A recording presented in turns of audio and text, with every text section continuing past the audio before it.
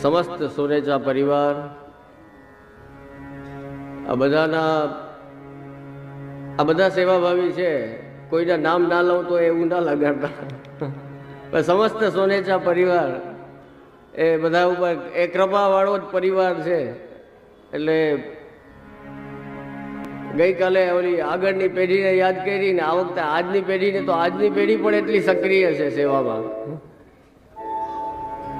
અમારા મુંબઈના પ્રફુલભાઈ, વિપુલ, હિતેશ, અમારા માંગરોળ આનંદભાઈ, આ બધા ઓલા 360 દિવસની સેવાવાળા છે. હવે કાયમ એમને સેવા સોંપતા હોય, એ બધા કરતા રહેતા હોય. એટલે નવી જનરેશન પણ આ પરિવારની ખૂબ સેવામાં છે. પછી અમારા પોરબંદર જિજ્ઞેશભાઈ અને એ પછીની નવી પેઢી પણ બધા નાના નાના બાળકો પણ ખૂબ હરિગુરુ વૈષ્ણવમાં ભાવ ધરાવતા. અને આપણે કૃપાની રાહ જોતા હોય. અમારા આ તો ભૂલાઈ ગયા, અમારા મુકેશભાઈ અને ઓમ હું એને એનઆરઆઈ કહું, અમારા એનઆરઆઈ ફુવા, ઓળખાણ જ એમની એ રીતના છે. પણ એ પણ એવા સેવાભાવી, એ ખાલી આ પરિવાર જોડાયેલા છે એટલું જ નહીં, પણ એ પણ એટલા જ સેવાભાવી. તો ખૂબ આનંદ થાય જ્યારે એક રસ પરિવાર હોય આખો, ત્યારે એનો આનંદ આખો અલગ હોય. કે જ્યારે બધા એક વિચારથી, એક ભાવથી, એક રસ થઈને ભગવત સેવામાં લાગેલા હોય કે સંપ્રદાયની સેવામાં લાગેલા હોય, એ ઘરની રોનક, એ ઘરનો માહોલ, એ ઘરની શોભા જ આખી અલગ હોય. કે નાના બાળકો એ સેવામાં હોય, મોટી જનરેશન હોય એ પણ સેવામાં હોય. આવા ખૂબ કોક ઘર દેખાય અને એ ઘર જોઈએ ત્યારે ખૂબ આનંદ થાય. કોઈને કોઈ કાંઈ ને કાંઈ સેવા સંભાળતા હોય એટલે ખૂબ ખૂબ આનંદ થાય. કૃપાની રાહ જોતા હોય કે કૃપા ક્યારે થાય, તો એ બસ એ આ કૃપા જ કહેવાય. કે આવા મનોરથો થતા રહીએ એ જ કૃપા કહેવાય. ઘણા ખાલી લૌકિકમાં કૃપા થાય એને જ કૃપા માને. હકીકતમાં પુષ્ટિ માર્ગમાં તો એવું છે કે સાચી કૃપા ત્યારે થાય કે આપણે અલૌકિકમાં કંઈક આગળ વધીએ તો સાચી કૃપા થયેલી ગણાય. બાકી તો સવારથી સાંજ એની કૃપાથી જ ચાલે છે. કામ ધંધો નહીં તો બહુ દૂરની વાત છે. સવારે ઉઠ્યા, જીવતા ઉઠ્યા, એ જ મોટી કૃપા. લ્યો પેલી તો એક શ્વાસ લઈએ છીએ તો એની કૃપાથી લઈએ છીએ. એટલે એમની કૃપા વગર તો આપણું લૌકિક અલૌકિક કાંઈ શક્ય જ નથી. કારણ કે આપણે એના છીએ, તો એમની કૃપા વગર તો ક્યાં જાશું. અને પ્રભુએ પોતાના આશ્રય કોઈ આવ્યો હોય તો એને ક્યારેય નિરાશ કર્યો નથી.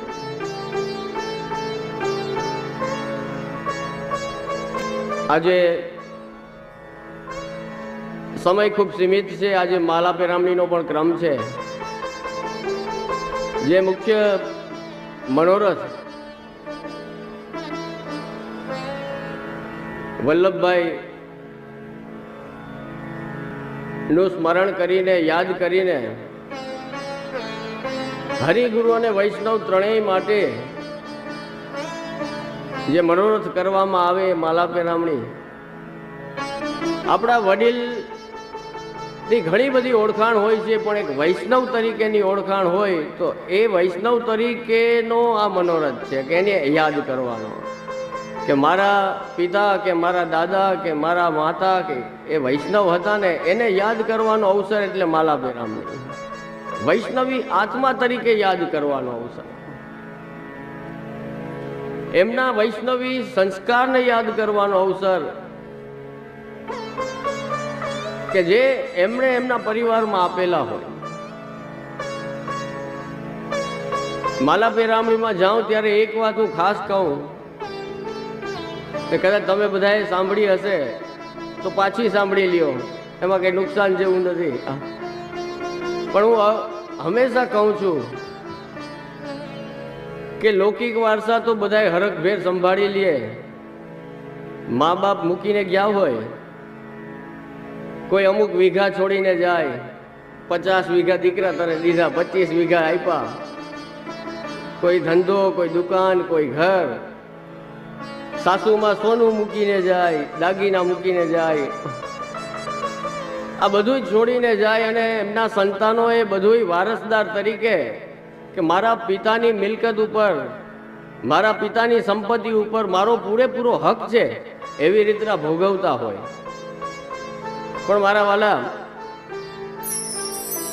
લૌકિક સંપત્તિ તો દરેકે દરેક દુનિયાનો વારસદાર લઈ લેતો હોય છે, પણ જ્યારે લૌકિકની સાથે એ અલૌકિક વૈષ્ણવી સંપત્તિ પણ સાથે વારસામાં સંભાળે ને એ પરિવારને જોઉં, એ સંતાનને જોઉં, ત્યારે મને આનંદ થાય કે વાહ,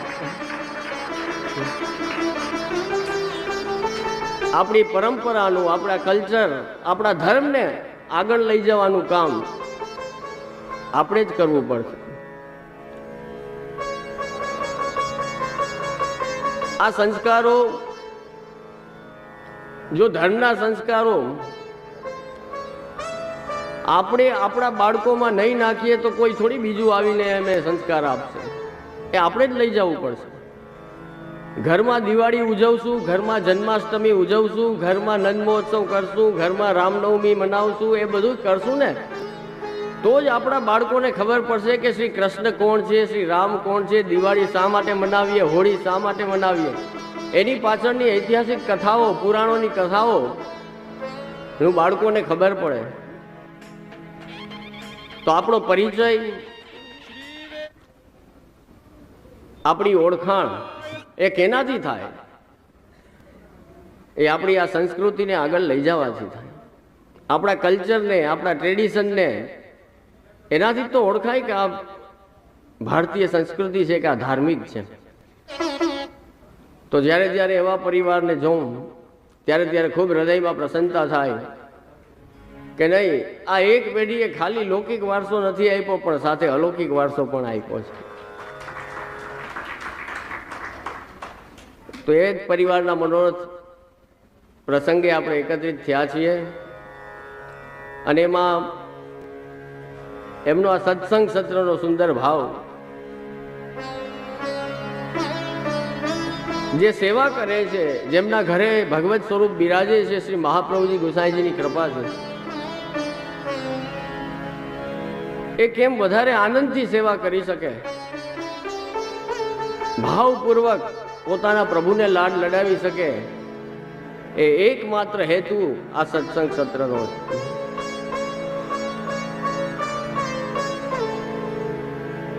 આમ તો એ રીતનું થઈ ગયું કે પહેલા સત્સંગ સત્રમાં આપણે વિવેક, ધૈર્ય અને આશ્રય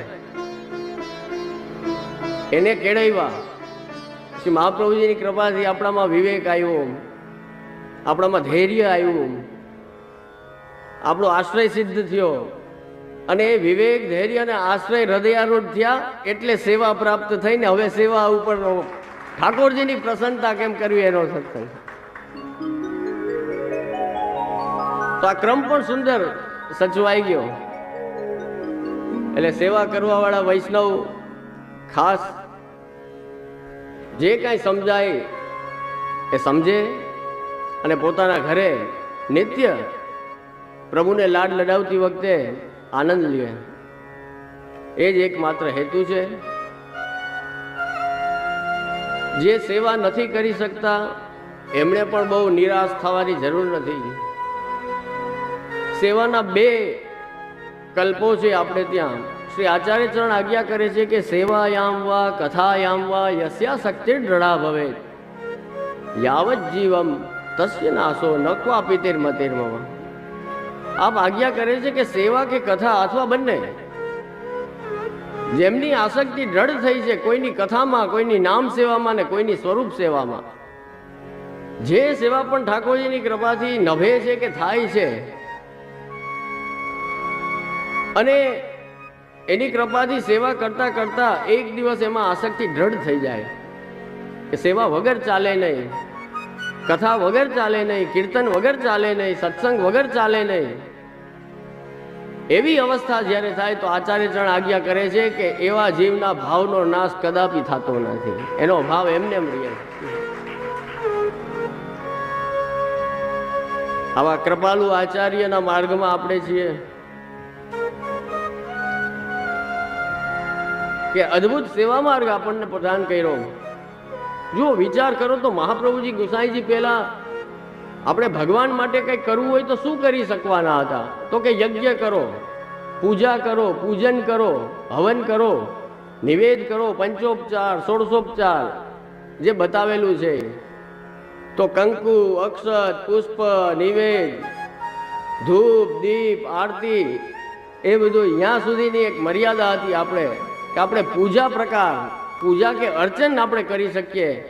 એનાથી વધારે ઠાકોરજી સાથેનું જોડાણ કોઈ હતું નહીં. શ્રી મહાપ્રભુજી અને ગુસાઈજી એવી કૃપા કરી આપણા ઉપર કે આ અદ્ભુત સેવા માર્ગ પ્રગટાવી દીધો કે જેનો આનંદ નંદરાયજી, યશોદાજી, વ્રજભક્તો અને અદ્યાવધિ મહાપ્રભુજી ગુસાઈજીથી લઈને બધા આચાર્યો અને વૈષ્ણવોએ લીધો. 84-252 ભગવદીઓએ લીધો. તો ખાલી યજ્ઞ પૂરતું કે પૂજા પૂરતું જોડાણ હતું, જ્યારે મહાપ્રભુજીએ તો એવું જોડાણ આપણને આપ્યું, શ્રી ગુસાઈજીએ તો એવું સેવા માર્ગ દ્વારા જોડાણ આપણું કરાવી દીધું ઠાકોરજી સાથે કે સવારે ઉઠીએ તો ઠાકોરજીને યાદ કરીને, સવારે નાહીએ તો અપરસમાં નાહીએ, ઠાકોરજી માટે નાહીએ, તૈયાર થાય તો ઠાકોરજી માટે થાઈએ, ભોગ ધરીએ તો ઠાકોરજીને ધરીને પછી આપણે ખાઈએ. આખો દિવસનો ક્રિયાકલાપ આપણો એના કેન્દ્ર સ્થાનમાં કોણ? તો કે કૃષ્ણ. કેટલું જોડાણ થઈ ગયું સવારથી રાત સુધીની. ઓલું તો યજ્ઞમાં કલાક તમે બેસો એટલું જ જોડાણ થયું ને. પૂજામાં કોઈ દી બેઠો ના હોય અને પછી ઘરના કે આજે ઘરમાં પૂજા રાખી બેસજે, ભાઈ બેસી જાય તો અડધી કલાક એનું જોડાણ કેટલું? ધર્મ સાથે કે ભગવાન સાથે, બસ એટલું જ. મહાપ્રભુજીએ તો સવારથી સાંજ જેવું વ્રજભક્તોનું જોડાણ હતું એવું જ આપણા ઘરમાં એ સગવડ કરી દીધી. અને આમે આપણા પોતાના ઉપર વિચાર કરીએ ને, તમે પોતે જ વિચારો, તમને કોઈક આખો દિવસ પૂજા કર્યા રાખે તમારી, આમ બેહડે ઊંચા, તિલક કરે રાખે, હાર પહેરાવે રાખે, આરતી ઉતારે રાખે, ઘંટડી વગાડે રાખે, એ તમને વધારે ફાવે કે કોઈ તમારું કામ કરતો હોય, તમારો એકદમ ખાસ નોકર જે વર્ષોથી તમારા ભેગો હોય, ઈ તમારી સેવા કરતી હોય, ઈ ગમે કે કોઈક આવીને પૂજા કર્યા રાખે ઈ ગમે? આપણા ઉપર જ સમજવાનું છે. પૂજા કરતો હોય આપણને પ્રિય લાગે, એમાં ના નહીં કે જો મારું કેટલું માન સન્માન રાખે છે, મારી પૂજા કરે છે, મારા શરણે છે, મારા આશ્રય છે, બધું ગમે આપણને. પણ ઓલો વાલ જુદો હોય કે જે સવારથી સાંજ આપણું કામ સાચવતો હોય ને, એ આપણને વધારે ગમતો હોય. સમજાણું ને? તો પૂજા મર્યાદા માર્ગ છે, એની સાથે ઠાકોરજીનું જોડાણ એટલી વારનું છે ખાલી. જ્યારે પુષ્ટિ માર્ગીય વૈષ્ણવ જે સેવા કરતો છે ને, એની સાથે ઠાકોરજીનું જોડાણ તો કાયમનું જોડાણ છે, જે ક્યારેય છૂટે નહીં એવું જોડાણ, એવો સ્નેહ છે. આવા સુંદર માર્ગમાં અને શ્રી મહાપ્રભુજી ગુસાઈજીના ચરણોમાં આપણી ગતિ રતિ મતી રહે એવી આપણા સૌ ઉપર આપ કૃપા વિચારે.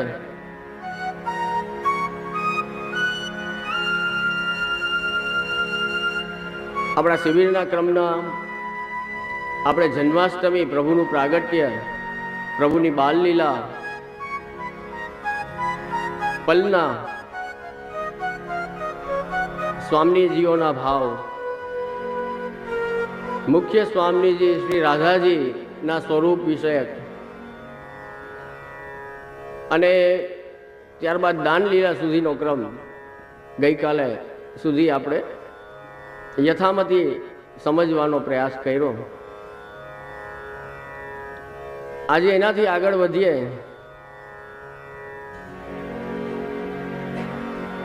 તો દાનના બીજે દિવસે જ વામન જયંતિ આવે.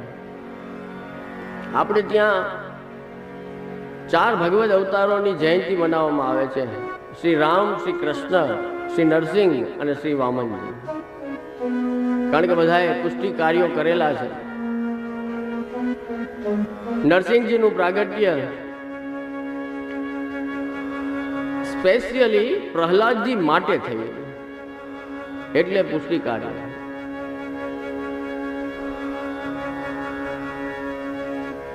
એવી જ રીતે આપણે ત્યાં કહે છે ને કે બલિ રાજા કો સમર્પણ સાચો, એ પુષ્ટિ ભાવ.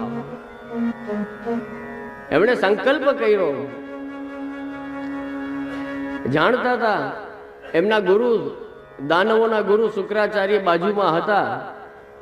એમણે ચેતવ્યા કે આ બટુક રૂપ લઈને, વામન રૂપ લઈને, બ્રાહ્મણનું રૂપ લઈને જે આવ્યા છે ને એ બીજું કોઈ નથી હો, ભગવાન જ છે, ચેતીને રહેજે. એમને ચેતવ્યા હતા, એમને વોર્નિંગ આપેલી હતી. પણ બલિ રાજા કહે છે કે નહીં, હવે મેં સંકલ્પ કરી દીધો છે, તો હવે તો હું એ જેવી રીતે માગશે એવી રીતનું દાન આપીશ.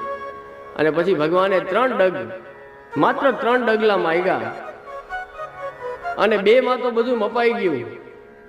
પછી ભગવાન કે હવે ત્રીજો મૂકવો ક્યાં? બ્રહ્માંડ, 14 લોક, પૃથ્વી બધું આવી ગયું 2 ડગલામાં. એ ભગવાનનું ડગલું છે ને, એમાં તો બધું મપાઈ ગયું. હવે બલિ રાજાને કે હવે પાછું મારે ત્રીજો ડગ, હજી તો તારું બાકી છે દાન, તો ત્રીજો ડગ ક્યાં મૂકું? અને બલિ રાજા હાથ જોડી અને પોતાનું મસ્તક નમાવે છે કે મારા મસ્તક ઉપર પધરાવો. તો આ એનું સમર્પણ હતું, એટલે એ પુષ્ટિ ભાવ. એટલા માટે વામનજીનો ક્રમ આપણે ત્યાં પંચામૃત આદિથી થાય છે. એ જ રીતના ધોતી ઉપરણાના હલકા શૃંગાર ચંદ્રિકા ધરે ઠાકોરજી.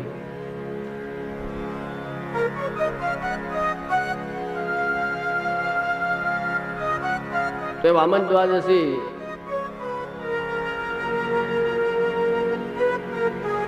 નો ક્રમ થાય એ પછી તરત જ ભાદરવા સુદ પૂનમ થી આપણે ત્યાં સાંજીનો ક્રમ ચાલુ થાય. સાંજીના ક્રમમાં મુખ્ય ભાવ છે કે વૃષભાનપુરની યાત્રા.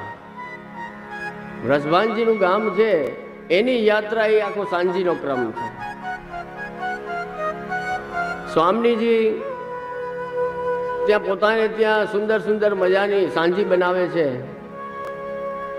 અને ઠાકોરજીને દર્શન કરવા છે.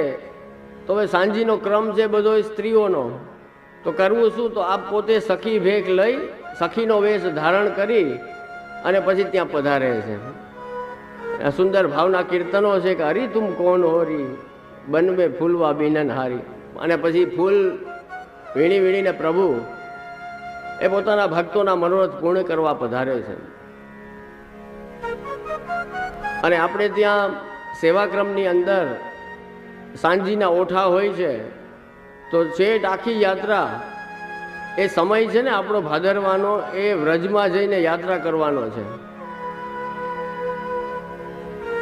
તો અગર કોઈ વ્રજમાં જઈ શકતું નથી, તો તમારા ઘરે અગર ઠાકોરજી બિરાજે છે તો એ ઘર જ વ્રજ છે. હવે ત્યાં અલગ અલગ સ્થળોની લીલાઓ એ સાંજી દ્વારા આપણે ઠાકોરજી સન્મુખ ભાવ પ્રગટ કરીએ છીએ.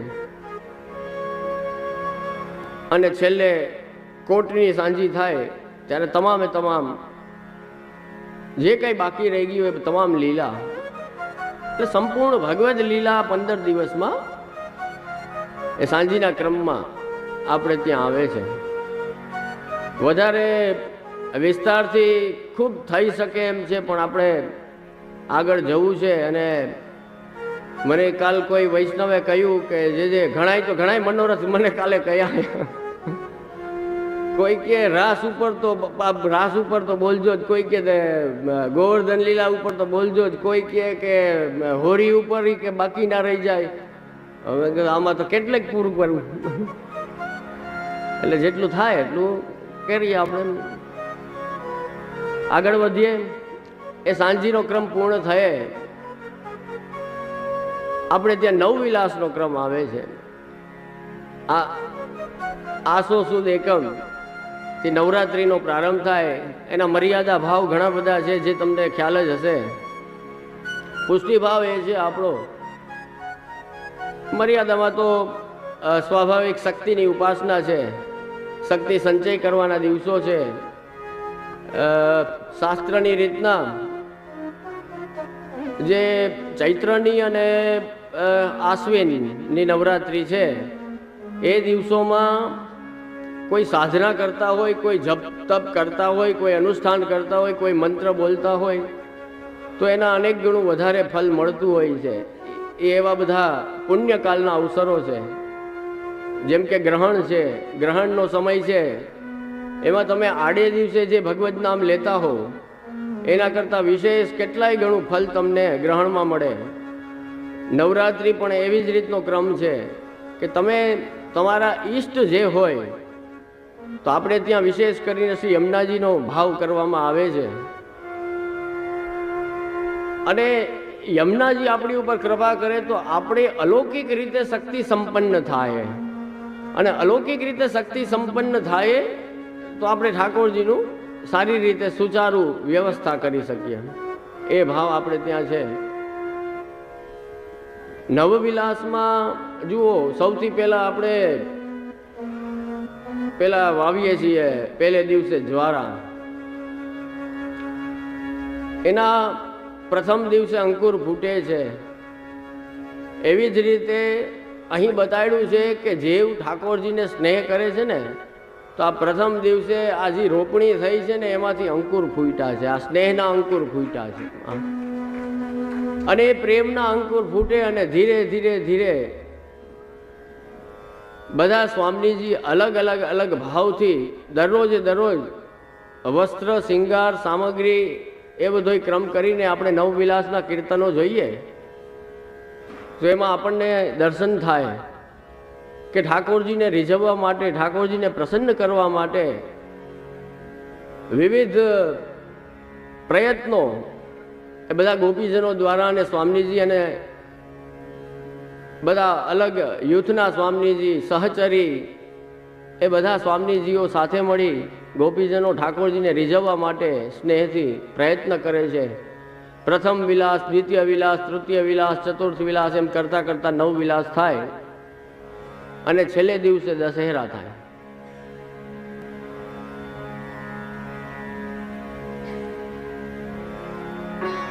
આપણે ત્યાં એ ઝવેરાનો ભાવ એવો છે કે સ્વામીજીનો અને ઠાકોરજીનો પ્રેમ વધતો ગયો. હવે વ્રજભક્તોનો સ્નેહ એટલો વધી ગયો 9મા દિવસે, 9મા વિલાસમાં તો કે ઠાકોરજી એટલા પ્રસન્ન થયા. જુઓ, આ જોવાની મજા એ છે આમાં કે મર્યાદામાં આપણે દશેરા શા માટે મનાવીએ? મર્યાદા ભાવમાં દશેરા એટલે મનાવીએ છીએ કે ભગવાન રામે આસુરી શક્તિનો સંહાર કર્યો અને દૈવી શક્તિનું સ્થાપન કર્યું, એટલા માટે આપણે વિજયાદશમી મનાવીએ છીએ. બરોબર? એમાં ભગવાન જીતા છે એટલે મનાવીએ છીએ મર્યાદા ભાવમાં. અને પુષ્ટિ ભાવમાં એટલે મનાવીએ છીએ કે ભગવાન હારી ગયા છે ને વ્રજભક્તો જીતી ગયા છે એટલે મનાવીએ છીએ. એ નવવિલાસમાં ઠાકોરજી હારી ગયા એમના પ્રેમની આગળ. હા, કે હું તો તમારા પ્રેમ આગળ હારી ગયો છું. અને એ પ્રેમના પ્રતીક રૂપે ઠાકોરજી એ ઝવેરા ધરે છે કે આ વ્રજભક્તોનો પ્રેમ જે દિવસે વધતો જાય છે એ 9મા દિવસે એટલા વધી જાય કે ઠાકોરજી એને ક્યાં પધરાવે છે એ ઝવેરાને? તો કે પોતાના શ્રીમસ્તક ઉપર ધરાવે કે આ વ્રજભક્તોના પ્રેમને, સ્નેહને હું હારી ગયો છું, આપ જીતી ગયા છો, એના પ્રતીક રૂપે આપ શ્રીમસ્તકમાં ધરાવે છે ઝવેરા. તો એવા બધા અલૌકિક ભાવ છે. ઘણા ઉલ્લાસ જે હરિરાય મહાપ્રભુના છે એ વિલાસ પછી ઉલ્લાસ આવે. તો હકીકતે ઉલ્લાસના દર્શન આપણે કરીએ તો એમાં તો એ ઉલ્લાસ કયો? તો કે ઠાકોરજીના હૃદયમાં જે ઉલ્લાસ હતો ને એ ધીરે ધીરે સ્વામીજીઓએ બધાએ વિલાસ દ્વારા પ્રગટ કર્યો. અને હરિરાય મહાપ્રભુએ લખેલા છે 10 ઉલ્લાસ, તો એમાં એ જ વર્ણન આવે છે ક્યારથી? તો કે ઠાકોરજીમાંથી સ્વામીજી પ્રગટ થયા ને ત્યારથી એ પ્રારંભ થાય. અને પછી તો આ વિસ્તાર થયો, લીલાનો વિસ્તાર થયો. પછી સ્વામીજી મનોરથો કરતા ગયા કે હવે કુંજ નિકુંજ જોઈએ છે, હવે ગિરિરાજ બાવા જોઈએ, હવે જલ જોઈએ, યમુનાજી જોઈએ, એ બધું પ્રગટ થતું ગયું. તો એ બધું વર્ણન ઉલ્લાસમાં આપણને દર્શન થાય. નવવિલાસમાં ઘણા મને પૂછતા હોય કે જે આપણે ત્યાં સેવાક્રમમાં એવા વસ્ત્ર હોય, વાર પ્રમાણે વસ્ત્ર હોય ને વાર પ્રમાણે શિંગાર ધરવાના હોય. દાખલા તરીકે રવિવાર છે તો રૂબી પેલા માણેકના શિંગાર, લાલ રત્ન છે માણેકનો, અને લાલ છાપાના વસ્ત્ર આવે. સોમવાર છે તો ચંદ્રવાસરે કહેવાય એને, તો મોતીના આભરણ ધરીએ છીએ અને શ્વેત વસ્ત્ર ધરાવીએ છીએ. એક દિવસ મુકુટ આવે, એક દિવસ મુરલી ના ભાવના કીર્તન, તે દિવસે ટીપારા, દુમાલા, બીજા શિંગાર ધરીએ. આ અમારા ઘરના રીત પ્રમાણે કહું છું. બધા ઘરમાં અલગ અલગ રીત હોય છે. તો મને કોઈ પૂછ્યું કે જે આ કેવી રીતના હોય? મેં જો આપણે ત્યાં ભાવ એવો છે, કદાચ કોઈને કોઈ ગ્રહ નડતો હોય, ઘણા સલાહ દેતા હોય ને, આ આંગળીમાં પોખરાજ પહેરો તમારે જમાવટ થઈ જાય, આ આંગળીમાં રૂબી પહેરો, આ આંગળીમાં હીરો પહેરો, આ આંગળીમાં મોતી પહેરો, એટલે તમારું મન કંટ્રોલમાં રહે ને તમારું આ હાઈ ક્લાસ થઈ જાય ને તમારો શુક્ર મજબૂત થાય ને તમારો ગુરુ પાવરફુલ થઈ જાય ને. એટલે મેં એમને કહ્યું કે ભાઈ મારે તો જો કોઈ દી કાંઈ આંગળામાં હોતું જ નથી. મારે તો ખોવાઈ જાય, પહેરવું તોય ખોવાઈ જાય. અરે મારે પહેરવાની કંઈ જરૂર નથી.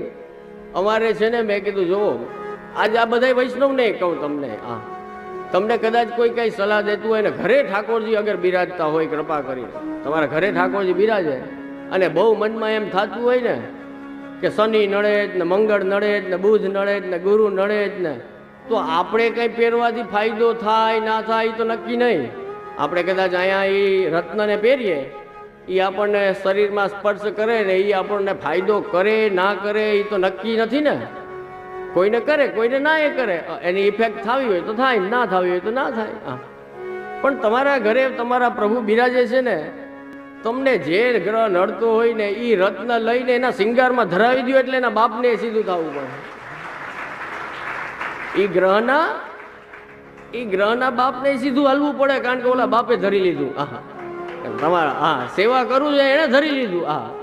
એટલે અમે તો ક્યારેય ધરતા નથી. મેં કીધું મને ઘણા જ્યોતિષ મિત્રો છે મારા, એટલે જ્યોતિષ એક શાસ્ત્ર છે, એની સામે વિરોધ નથી. પણ તકલીફ ત્યારે થાય છે કે જ્યારે એના અલ્પ જ્ઞાનનો કે થોડા ઓછા જ્ઞાનનો લાભ લઈ અને કોઈ પછી તમને એમ કહે, કારણ કે એવા વૈષ્ણવ અમને મળતા હોય એટલે ખ્યાલ હોય કે જે 2.5 વર્ષ 3 વર્ષ થઈ ગયા, કેટલી વિધિ કરી લીધી, કેટલી વિધિ, કોકે કીધું આમ કર તો એમ કર્યું, કોકે કીધું આમ કર તો એમ કર્યું, આમ કર તો એમ કર્યું, બધી વિધિ કરીને આજે 4-5 લાખના ખાડામાં ઉતરી ગયા. મેં કીધું વાહ સરસ, એ વધારાના 80 રૂપિયા તો ગયા, પણ એ કે રિઝલ્ટ કાંઈ નથી આવતું. બધી તો બધે ફરતા રહીએ તો ક્યાંથી રિઝલ્ટ આવે? તમને ગ્રહની ચિંતા હોય તો આ કરો ને, તમારા ઘરે ઠાકોરજી બિરાજે એને ધરાવો, એને માલા કરીને ધરાવી દો એટલે બધું થઈ જાય. આપણે બધા ગ્રહ સીધા થઈ જાય. આપણા માર્ગમાં જો તમને ગિરિરાજ બાવામાં ભાવ છે, જો ઠાકોરજીમાં ભાવ છે, જો શ્રીનાથજીમાં ભાવ છે, તો 1 રૂપિયાનો એ ખર્ચ નથી. વિધિ શું કરવી? નિધિ બિરાજે જ. આપણે તો કેવાની વિધિ કરવી? અને વિધિમાં પાછી એ સિસ્ટમેટિક હોવી જોઈએ.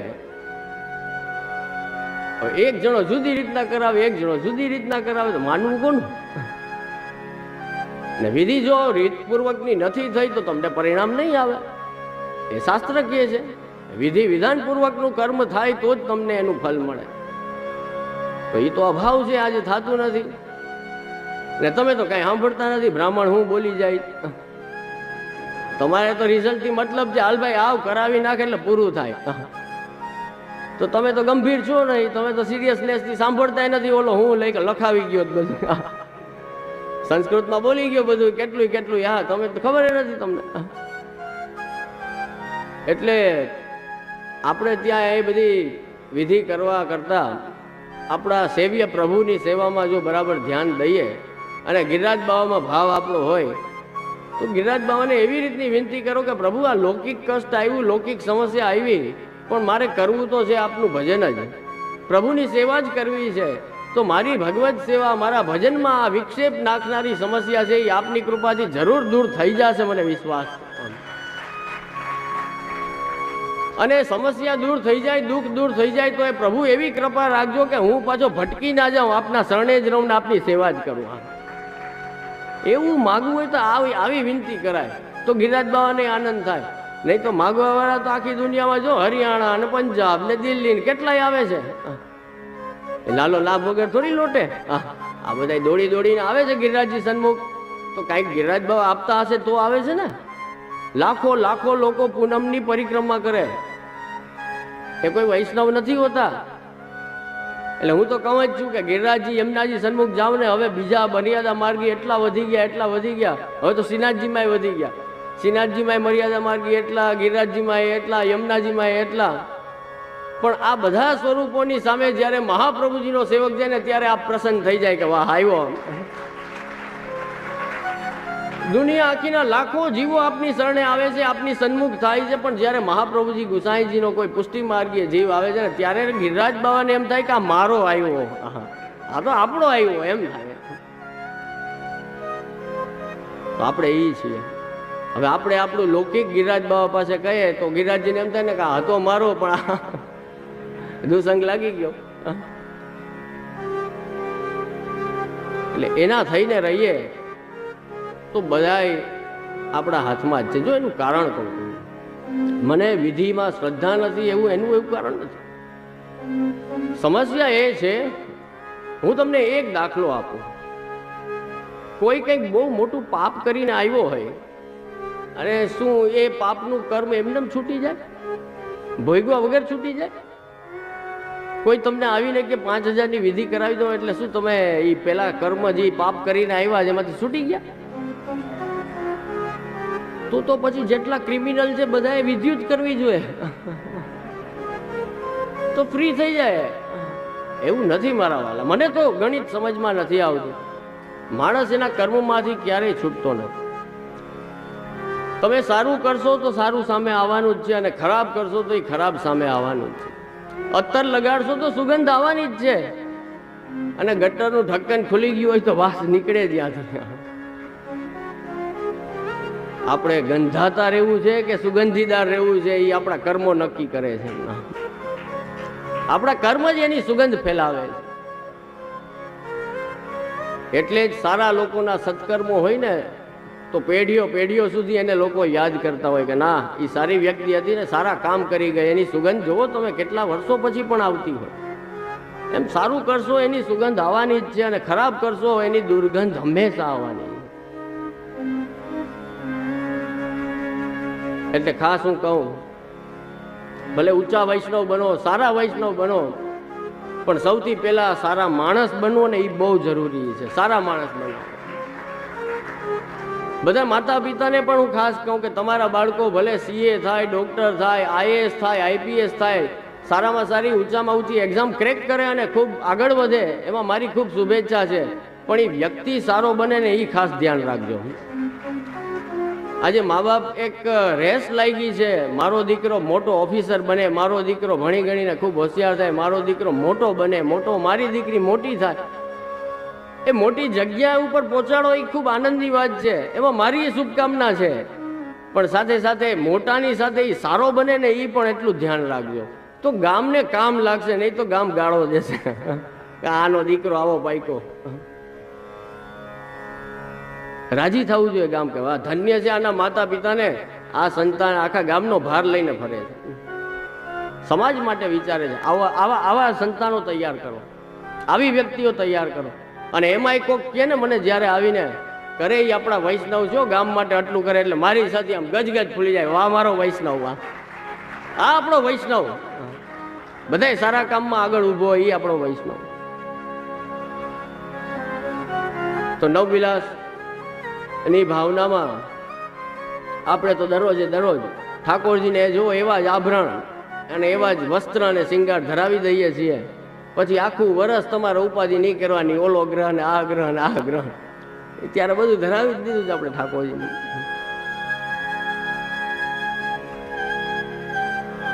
પાંચમ છઠથી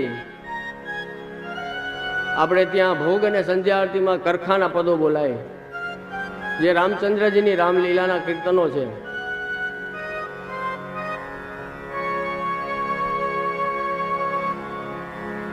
જે ભાવ મેં પહેલા જ કહ્યો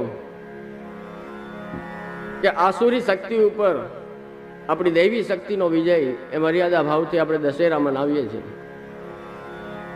અને એનું જ વર્ણન અષ્ટ સખાઓએ, કારણ કે પરમાનંદદાસજી કહે છે ને, હમારે મદન ગોપાલ હે રામ.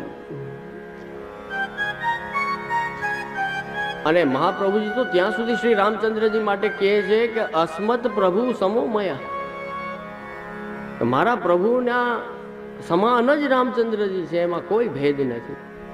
ભેદ છે એ માત્ર લીલાનો જ છે.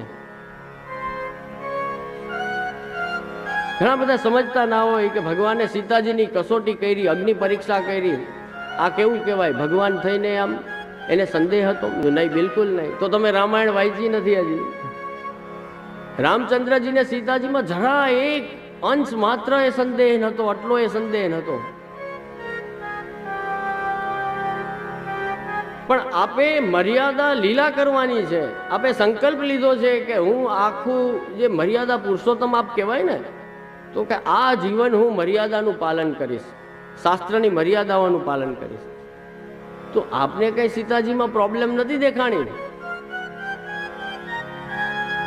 પણ એમણે સીતાજીને કહ્યું કે હે સીતે, મને તમારા સતીત્વમાં જરાય સંદેહ નથી, પણ આ આખા સમાજને જવાબ દેવો જરૂરી છે. આપણે રાજાના સ્થાન ઉપર છીએ, એટલા માટે એ લીલાર્થ છે બધું.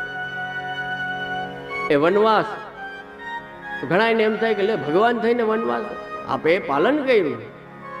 પિતા આજ્ઞા કરે એટલે પુત્ર એનું પાલન કરવાનું. એ શાસ્ત્રની જે જે મર્યાદાઓ હતી એની બધાનું પાલન કર્યું. અને કૃષ્ણ અવતારમાં તો પ્રભુ અલગ મૂડ છે. અહીંયા કોઈ ધોબી બોબી ના આવે. એ મથુરામાં મળ્યો તો અહીંયા ને અહીંયા પૂરો કરી નાખ્યો, ઉદ્ધાર કરીને. ત્યાં રામચંદ્રજી પોતે સીતાજીનો વિયોગ સહન કરે છે, અને અહીંયા ઠાકોરજીએ વ્રજભક્તોને વિરહનું દાન કર્યું છે. ત્યાં રામચંદ્રજી પોતે શોધે છે બધાને, એક એક વૃક્ષને પૂછે છે કે સીતાજી ક્યાં છે, સીતાજી ક્યાં છે. એવા વિહવલ થઈને, એવી વિરહ દશામાં રામચંદ્રજી પૂછે છે કે મારા સીતા ક્યાં છે. અને અહીં ગોપીજનો વિહવલ થઈને વિરહ દશામાં આતુર થઈને એક એક વૃક્ષને પૂછે છે કે કૃષ્ણ ક્યાં છે, કૃષ્ણ ક્યાં છે. આ ફરક. ત્યારે મર્યાદાનું પાલન કરવાનું હતું. અને ઠાકોરજી તો એવી યુક્તિ કરે કે નંદરાયજી કે વસુદેવજી કોઈ દિવસ એવી આજ્ઞા કરે જ નહીં કે તમે વનમાં જાઓ. ઠાકોરજીએ જો બધાના રસ્તા કાઢ્યા. ઘણા વિચારતા હોય, તો મેં કહ્યું કે જો કે ભગવાને કહ્યું, અર્જુનને કીધું યુદ્ધ કર, યુદ્ધ કર, યુદ્ધ કર, એમ જ કીધું. ભાઈ થોડીક ભૂલ થાય હો તારી. ભગવાને યુદ્ધ રોકવા માટે ખૂબ પ્રયત્નો કર્યા, ત્યાં સુધી કે પોતે દૂત બનીને ગયા. હસ્તિનાપુર ધૃતરાષ્ટ્ર પાસે પોતે દૂત બનીને ગયા કે ભાઈ 5 ગામ આપી દો. એકદમ સીધી વાત, આ તમારા ભાઈઓ જ છે, 5 ગામ આપી દો તો આખી પ્રોબ્લેમ સોલ્વ. તો કોઈ યુદ્ધની જરૂર નથી, આપણે ક્યાંય ઉતરવું નથી. પણ એ પણ ન પાણું. દુર્યોધન બુદ્ધિ, આ દુર્યોધન બુદ્ધિ છે ને. મહાભારત વાંચો તો તમને ખબર પડે. ઘણા એમ જ સમજે કે મહાભારત ઘરમાં રખાય નહીં, આપણા ઘરમાં મહાભારત થાય. એવું નથી. તો વ્યાસજીએ લખ્યું જ ના હોત. મહાભારત વાંચો તો ખબર પડે. જુઓ, મહાભારતમાં દુર્યોધનને પૂછવામાં આવ્યું છે કે તું ધર્મનું આચરણ કેમ નથી કરતો, અધર્મમાં કેમ પરાયણ રહે છે તું આખો દિવસ. ત્યારે દુર્યોધન જવાબ આવે જ નહીં. જવાબ બધાએ સમજવા જેવો છે. દુર્યોધન જવાબ આપે છે કે જાનાતી ધર્મમ નચમે પ્રવૃત્તિ અને જાનાતી અધર્મમ નચમે નિવૃત્તિ. હું જાણું છું કે ધર્મ શું છે, પણ ખબર નહીં મારી પ્રવૃત્તિ એમાં થતી નથી. અને હું જાણું છું કે અધર્મ શું છે, પણ ખબર નહીં એનાથી હું છૂટી શકતો નથી. આ દુર્યોધન બુદ્ધિ. એ બધામાં થોડો થોડો દુર્યોધન અંદર બેઠો હોય ક્યાંક. કોકમાં 5%, કોકમાં 10%. બસ તો એ દુર્યોધનને ઓળખવાની જરૂર છે કે જે ધર્મ નથી કરાવતો, ધર્મમાં પ્રવૃત્ત નથી કરાવતો અને અધર્મમાં પ્રવૃત્ત કરાવે છે. નહીં તો જાણતો તો. આશ્ચર્ય એ થાય કે એક જ ગુરુ પાસે પાંડવોને, એક જ ગુરુ પાસે આ કૌરવો ભણ્યા, શાસ્ત્ર ને શસ્ત્ર બધું એક જ ગુરુ પાસે ભણ્યા, છતાં એક આવા સંસ્કારી થયા, ધર્મવાળા થયા, ધર્મના આચરણવાળા થયા પાંડવો, અને દુર્યોધન અને કૌરવો કેમ અધર્મનું આચરણવાળા થયા? ત્યારે એ જવાબ આપે. તો ઠાકોરજીએ તો ખૂબ પ્રયત્ન કર્યા હતા કે યુદ્ધ ના થાય, અહિંસા ના થાય, પણ દુર્યોધન બુદ્ધિ આડી આવી, માને જ નહીં કોઈના બાપનું. એ પોતાના બાપનું નતો માનતો, તો બીજાના બાપનું તો ક્યાંથી માને? ધૃતરાષ્ટ્રનું જ નતો માનતો, તો બીજાનું તો ક્યાંથી માને? ઠાકોરજી સમજાવીને થાકી ગયા, તો ઠાકોરજીને જ બંદી બનાવવાનું કર્યું. ઠાકોરજીએ વિરાટના દર્શન આવી, અરે મૂર્ખ, તું મને ક્યાં બાંધવા આવ્યું? એટલે બસ આવા દુર્યોધન બુદ્ધિ આપણી અંદર, આવો નાનો મોટો દુર્યોધન હોય તો એને દૂર કરવાનો પ્રયત્ન કરવો. તો હજી શ્રી રામચંદ્રજી, રામાયણ, મહાભારત એ ઉપર ખૂબ વિસ્તારથી આનંદ કરી શકાય એમ છે, પણ આપણે આપણા વિષયમાં આગળ વધવું છે. તો નવવિલાસ અને દશેરાનો ભાવ આ રીતનો આપણે ત્યાં છે. અને સાથે સાથે મુરલીના પદ પણ આવે કે પ્રભુએ વેણુનાદ કર્યો. એમાં અલગ અલગ પ્રકાર છે. મુરલી હોય તો એ ચાંદી કે સોનાની, એને મુરલી કહેવાય. બંસી કયો તો એ વાંસની હોય, વાંસની હોય એને બંસી કહેવાય. કેટલાય બધા ભેદ છે એના. મહાપ્રભુજી સુબોધનીજીમાં ખૂબ સુંદર વિસ્તાર કર્યો છે. વેણુગીતમાં પણ આપણે ખૂબ સુંદર ભાવ સમજાવ્યા. આપણે વેણુનાદમાં મુખ્યતયા 5 પ્રકારનું વર્ણન કર્યું છે. વેણુનાદનું જ ખાલી 5 પ્રકારે વર્ણન. જો વેણુ તો બધાને સંભળાણી હતી ને, વ્રજમાં દરેકને વેણુ સંભળાણી હતી. આપણા ગુજરાતીમાં પણ સુંદર ઢોળ આવે કે વનમાં વાસલડી વાગે, મારા વાલાના વનમાં વાગે રૂડી વાસલડી, અને હું તો ઘેલી થઈ ફરું ઘરમાં, કોણે દીધી સાકલડી. એ જઈ નથી શકતા. અંતર્ગ્રહગતા ગોપીજનનો આ ભાવ અહીંયા બતાવ્યો છે કે ઘરની બહાર નીકળી શકતા નથી અને વેણુ એને ખેંચે છે, અવાજ એને ખેંચે છે. શ્રી મહાપ્રભુજી બહુ સુંદર વર્ણન કરે છે આપ કે ભગવાને વેણુનાદ કર્યો તો એના 5 પ્રકારે આપ વર્ણન કરે છે. પ્રથમ પ્રકાર બતાવે છે આપ કે ઠાકોરજી જ્યારે ડાબો કર્ણ, કર્ણ એટલે કાન આપણું, આ ડાબો કર્ણ છે એ ડાબા કંધા ઉપર જ્યારે નમાવીને આ વેણુનાદ કરે છે તો એ ગોપીજનોને આકર્ષિત કરે છે.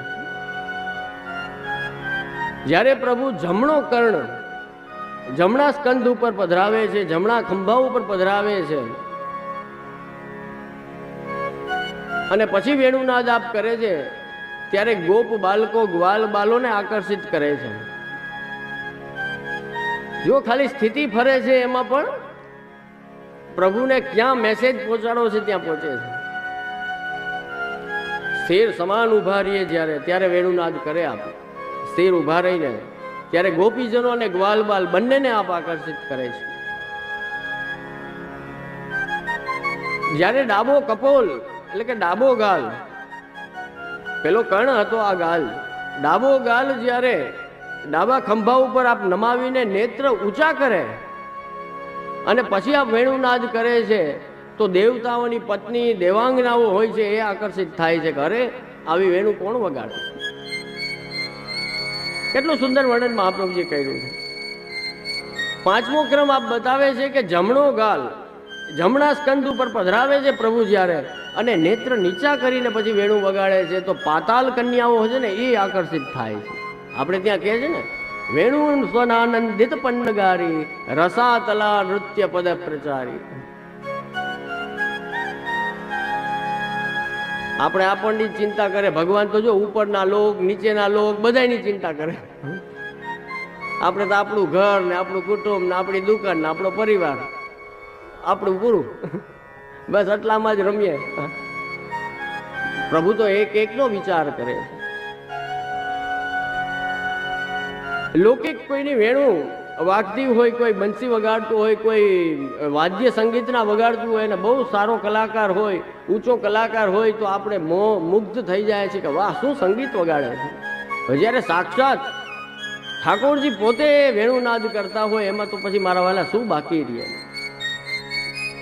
એના વર્ણનમાં કહ્યું છે કે જળ હતું એ ચેતનવંત બની ગયું. જેટલી જળ વસ્તુ હતી ને એ બધી ચેતનવંત બની ગઈ, અને જે ચેતનવંત હતું ને એ બધા સ્થિર થઈ ગયા, જળની જેમ ઉભા રહી ગયા, બાઘા બની ગયા. કે ને શું યમુનાજી સ્થિર થઈ ગયા. આપણે ત્યાં એક કીર્તનમાં બહુ સુંદર આવે, થાક્યો સરિતા નીરડી મનમોહન ઠાળે, સુંદર યમુના તીરડી મનમોહન ઠાળે. જો પ્રભુ વેણુ બજાવે તો શું થાય તો કે યમુનાજીનું જલ સ્થિર થઈ જાય. થાક્યો સરિતા નીરડી, આ વેણુની તાકાત છે કે જે ચલાયવાન છે એને સ્થિર કરી દે, એને ઊભું રાખી દે, અને જે ઊભા હોય ડોલવા માંડે. હા હા શું નાદ છે, બધાને સંભળાણો વ્રજમાં, દરેકે દરેકને. એવું નથી કે વ્રજ ભક્તો કે ગોપીજનોને જ સંભળાણો. વેણુનો નાદ તો જેને કાન હતા એ બધાએ શ્રવણ કર્યો, પણ દરેકે દરેકનો અનુભવ જુઓ. ભગવાન છે ને કેવા છે તો કે દર્પણ જેવા છે. દર્પણ કેવા હોય? દર્પણ અરીસો હોય, અરીસો એ કેવો હોય? જેવા તમે એની સામે જાઓ ને એવું ને એવું તમારું સ્વરૂપ દેખાડે, એ અરીસો, બરોબર, એ દર્પણ. તો ઠાકોરજી એવા જ છે, ભગવાન એવા જ છે. જેવી ભાવના લઈને સામે જાશો એવા ઠાકોરજી તમને સામે મળશે. દર્પણની સામે, અરીસાની સામે આમ તૈયાર થઈને જાઓ તો એવા દેખાવ, અને ઓલા મેલા ઘેલા હો લુંગી માટા મારતો એવા દેખાવ. બરોબર ને? જે એઝ ઇટ ઇઝ તમને દેખાડશે. તો ભગવાને એવા જ છે. ઝાંકી રહી ભાવના જૈસી, પ્રભુ મુહૂર્તથી દેખી તેસી. વાહ, ખૂબ આનંદની વાત છે. આપણા સત્સંગમાં સહભાગી થવા આપણા જીતુભાઈ લાલ સેવાભાવી આપણી વચ્ચે ઉપસ્થિત છે. ખૂબ ખૂબ આનંદની વાત છે. અને એમના માતુ શ્રી મંજુલાબેન, અશોકભાઈ, મીતભાઈ, કૃષ્ણરાજ, આખો પરિવાર. અને હવે તો અમારે પોરબંદર ખૂબ મળે બધા આવીને. અમારા પંકજભાઈને ત્યાં ફૂલબાગ રસિયા હોય કે કાંઈ મનોરથ હોય તો પણ બધા મળતા હોય. એમનો ભાણેજ ગોવિંદાભાઈ ઠકરાર એ પણ અમારે ત્યાં કાયમ સેવામાં હોય છે. તો જીતુભાઈને જોઈને ખૂબ ખૂબ આનંદ થયો.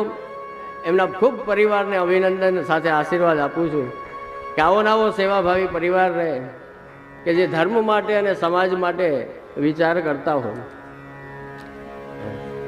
શ્યામ સુંદર શ્રી અમને મહારાણી કી જય.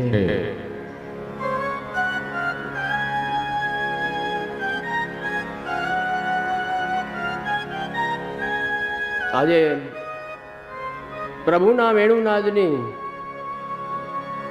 દરેકે દરેક ઉપર અસર થાય છે.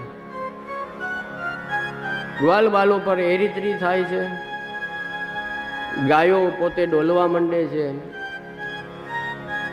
જ્યારે ગાયો ચડતી હોય અને ઠાકોરજીને એમ થાય કે ગાયોને હવે નજીક બોલાવી છે, ગાયોને હવે પાછી બોલાવી છે, તો આપ વેણુના એવા સ્વર છેડે કે ગાયો બધી આવી જાય પોતાની પાસે. હરણીઓનું વર્ણન કર્યું છે. હરણીઓ એના કાન સ્થિર કરીને સાંભળે છે. વ્રજના પશુ પક્ષી શું એ બધા કલરવ કરવા માંડે છે. એવો પ્રભુનો વેણુનાદ થયો છે આજ.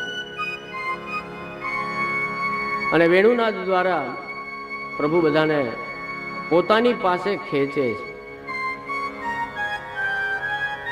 એ સ્વરમાં ખેંચાતા જાઓ, ખેંચાતા જાઓ, ખેંચાતા જાઓ તો પ્રભુ સુધી પહોંચાય. અને આ લીલામાં એટલે કે પછી વેણુનાદ પછી તરત રાસ આવે. એની શરૂઆત પણ ભગવાન શબ્દથી થાય છે કે ભગવાન અભી તારાત્રી સર્વદુત્ફુલ્લ મલ્લિકા વિક્ષયંતુ મનશ્ચક્રે યોગ માયા મુપાશ્રિત. શરદ ઋતુ છે અને ભગવાને આજે ગોપીજનોને રાસનો આનંદ કરાવવા, ગઈકાલે આપણે સમજ્યા ને કે દાન લીલા માં જે જે સેવા થઈ છે એની સામે કૃપા કરવા માટે રાસ છે. રાસ કોણ કરી શકે? તો કે રસો વૈશ્ય ભગવાન હોય એ રાસ કરી શકે. રસનો અર્થ શાસ્ત્રમાં બે પ્રકારે કરવામાં આવ્યો છે. આપણે જેને રસ કહીએ છીએ તો રાસ એટલે શું? તો કે રસાનામ સમૂહ ઇતિ રાસ. રસનો સમૂહ જ્યાં છે એ રાસ.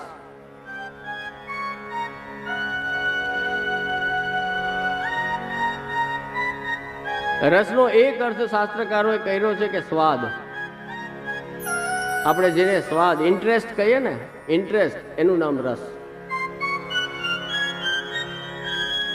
અને બીજો છે સ્વાદ કરવા લાયક. એક તો સ્વાદ પોતે અને એક સ્વાદ કરવા લાયક, એનું નામ રસ. અને આ બે ભેગા થાય ને ત્યારે રસો વૈસહ કહેવાય. ત્યારે આપણા ભગવાન સાક્ષાત મન્મથ જેને કહેવાય, એ કોટી કંદર્પ લાવણ્ય ગોકુલેન્દુ પ્રભુ કયો કે શ્રીનાથજી બાબા કયો, નિકુંજ નાયક કયો, એ પ્રભુ પ્રગટ થાય. રાસમાં આપણે ત્યાં ભાવ એવો છે, ગોપીજનોના વિશુદ્ધ સ્નેહનો રાસ છે. એમાં ક્યાંય લૌકિક કામ દૂર દૂર સુધી નથી. વિશુદ્ધ પ્રેમ જ્યારે જીવમાં આવે, લૌકિક કામનાઓ દૂર થાય, ત્યારે જે રાસનો અધિકારી બને છે. આપણે ત્યાં એવો ભાવ છે કે મુખ્ય સ્વામીજી અને શ્રીનાથજી બાબા એ રાસ મંડળના મધ્યમાં બિરાજે છે. પછી આપણા માર્ગમાં 7 નિધિ સ્વરૂપો છે અને નવનીત પ્રિયાજી.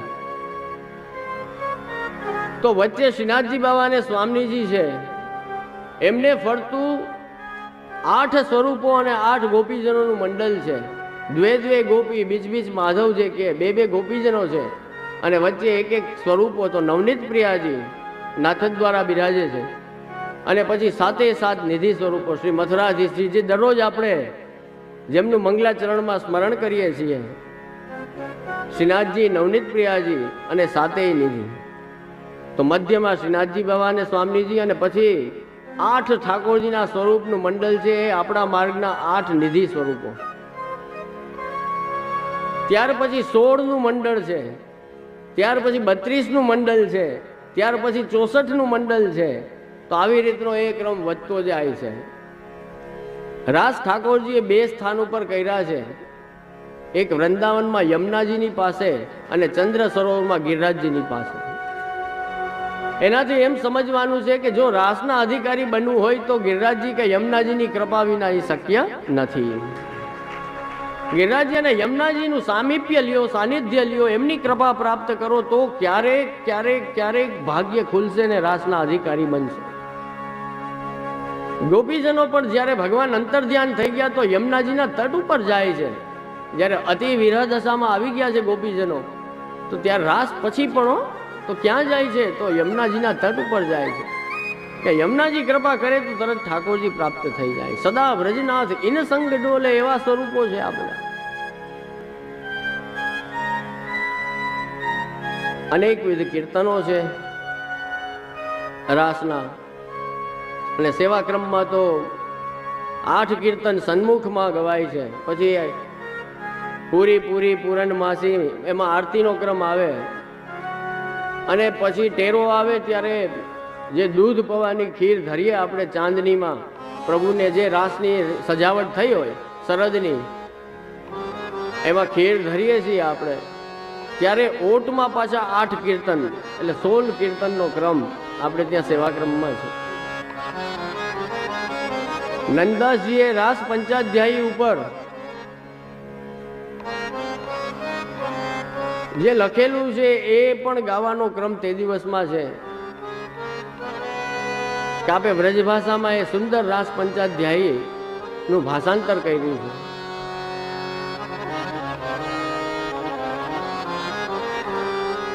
અને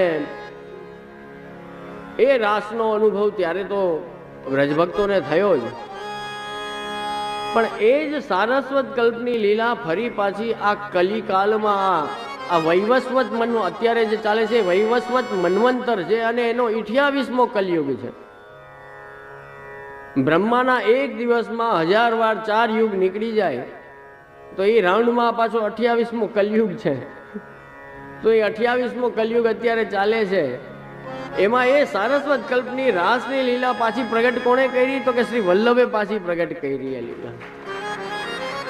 અને શ્રીનાથજી બાબા પધાર્યા એ પુષ્ટિ જીવોને પુષ્ટિ અનુભવ કરાવવા માટે.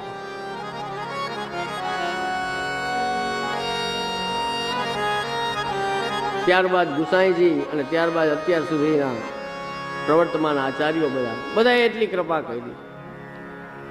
વધાઈનું એક કીર્તન છે આપણે ત્યાં, લીલા હોતી જૂની નાતર લીલા હોતી જૂની. એ તમારા ગુરુદેવનો જન્મદિવસ આવે ને ત્યાં સુધી તમે એ કીર્તન ગાઈ શકો. આપણા માટે લીલા ફરી પાછી તાજી કોણે કરી? આપણા ગુરુદેવે કરી. આપણને લીલાના દર્શન કોણે કરાવ્યા? તો અષ્ટસખાઓ એ ગાય છે કે શ્રી મહાપ્રભુજી ના હોય, શ્રી વલ્લભ પ્રભુ પ્રગટ ન હોતે વસુધા રહેતી સુની નાતર લીલા હોતી જૂની. કે આ લીલા તો ભૂલાઈ જાય ઠાકોરજીની. જો મહાપ્રભુજી પ્રગટ થયા ને તો આપણને એ લીલા તાજી થઈ, પાછી એ લીલાને પ્રગટ કરી. વ્રજના સ્થળોને પ્રગટ કર્યા. આજે દુઃખની વાત છે કે આજે પુષ્ટિ માર્ગમાં આપણા હવે એક વ્રજનું છે ને એ બીજા સંપ્રદાયોમાં જાતું જાય છે. વૃંદાવન છે કે રાધાકુંડ છે, પણ હકીકતે જો તો વ્રજના સ્થળ પ્રગટ કોણે કર્યા? શ્રી મહાપ્રભુજીએ પ્રગટ કર્યા. ત્યારે તો આજે દુનિયા આખી વ્રજમાં જઈને આનંદ લે છે. શ્રી મહાપ્રભુજીએ પ્રગટ જ ના કર્યા હોત તો ક્યાંથી આ થાય? પણ આપણે કઈ ભલે આનંદ કરે બધા, આપણે ક્રેડિટ ખાવી નથી. ભલે જેને આનંદ કરો બધાનું કલ્યાણ થશે, વ્રજમાં જશે. એક બહુ સુંદર પ્રસંગ શ્રી ગુસાઈજી કાલનો આવે તો આપણે તો શ્રી મહાપ્રભુજીમાં એ લીલા હોતી જૂની લાગુ પડે, પછી શ્રી ગુસાઈજીમાં એ લાગુ પડે, અને પછી યદુનાથજીમાં એ લાગુ પડે, ગિરધરજીમાં, સાતે બાલકમાં, શ્રી હરે મહાપ્રભુ બધામાં લાગુ પડે કે બધાની કૃપા થઈ તો એ લીલા પાછી જીવંત થઈ. જુઓ, રાસ જેવું પરમ ચરમ ફલ હો. જ્યાં રાસના દર્શન વૃંદાવનમાં તમે કર્યા હોય, બંસી ભટ્ટના મહાપ્રભુજીના બેઠકજીએ ગયા હો તો ત્યાં ગોપીશ્વર મહાદેવનું મંદિર છે. મહાદેવજીને પોતાને એવો મનોરથ થયો કે મારે રાસના દર્શન કરવા છે. તો રાસના દર્શનમાં પુરુષોત્તમ તો એક જ છે, ઠાકોરજી પોતે. બાકી કોઈને પ્રવેશ કરવો હોય તો કોઈનો પ્રવેશ પણ થતો નથી. જો કરવો હોય તો તમારે પણ એ સખી ભેખ લેવો પડે. જો તમે સખી હોવ તો તમે રાસમાં પ્રવેશ કરી શકો, ત્યાં બીજો કોઈ ના જઈ શકે. મહાદેવજીને ઈચ્છા છે મારે દર્શન કરવા છે તો મહાદેવજી પોતે પણ એ સખી અને ગોપીનું રૂપ ધારણ કરીને એ દર્શન કરવા પધાર્યા છે. એ ગોપીશ્વર મહાદેવનું ત્યાં મંદિર.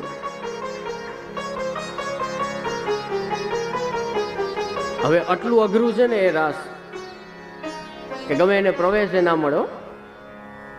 એ રાસના દર્શન આપણે ત્યાં કોને થયા? તો કે જેને કીર્તને ગાતા નહોતા આવડતા ને એવા રૂપા પોળિયાને થયા.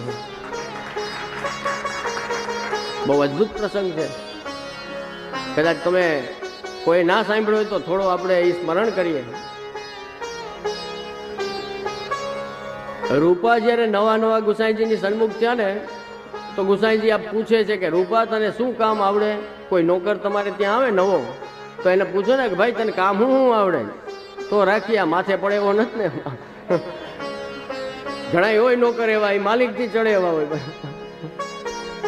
તો આ માથે પડે એવો નથી ને. એટલે ગુસાઈજી પૂછે છે કે ભાઈ તો કા સેવા આવે રૂપા? અને કઈ કઈ સેવા આવડે છે બોલ તો ખરી, તો તને એ પ્રમાણે સેવા સોંપું. રૂપો આપણા જેવો જ હતો, આપણાથી તો કદાચ સારો હોય છે. કે ગુસાઈજી સન્મુખ થયો. રૂપા પોળિયા એમ કે છે કે ત્યારે તો પોરિયા નતા, ખાલી રૂપા જ.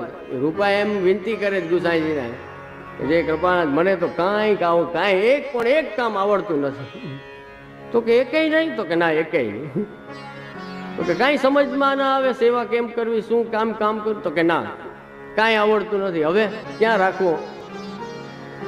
આ લૌકિકમાં તો કોક આપણે અહીંયા આવે તો હાલ ભાઈ હાલ, કાંઈ કામ આવડતું ના હોય, ખોટો અહીં ટાઈમ બગાડવા આપણે એમ કહી દે ને. પરમ કૃપાલ શ્રી ગુસાઈજી એ તો સ્કેન કરી લે. જીવ સામે આવે ને તો મહાપ્રભુજી ગુસાઈ એવું સ્વરૂપ છે કે આખો સ્કેન થઈ જાય. એના 1000 જન્મ લીધો હોય તો સામે આવી જાય કે અચ્છા આ ઓલો. એ એવા સ્વરૂપો છે ગુસાઈજીની સામે છે દેવી. તો કે કાંઈ વાંધો નહીં, જો પરમ કૃપાલુ તા કેવી. તો કે રૂપા તને કોઈ સેવા નથી આવડતી ને કાંઈ વાંધો નહીં, દ્વાર ઉપર બેસજે.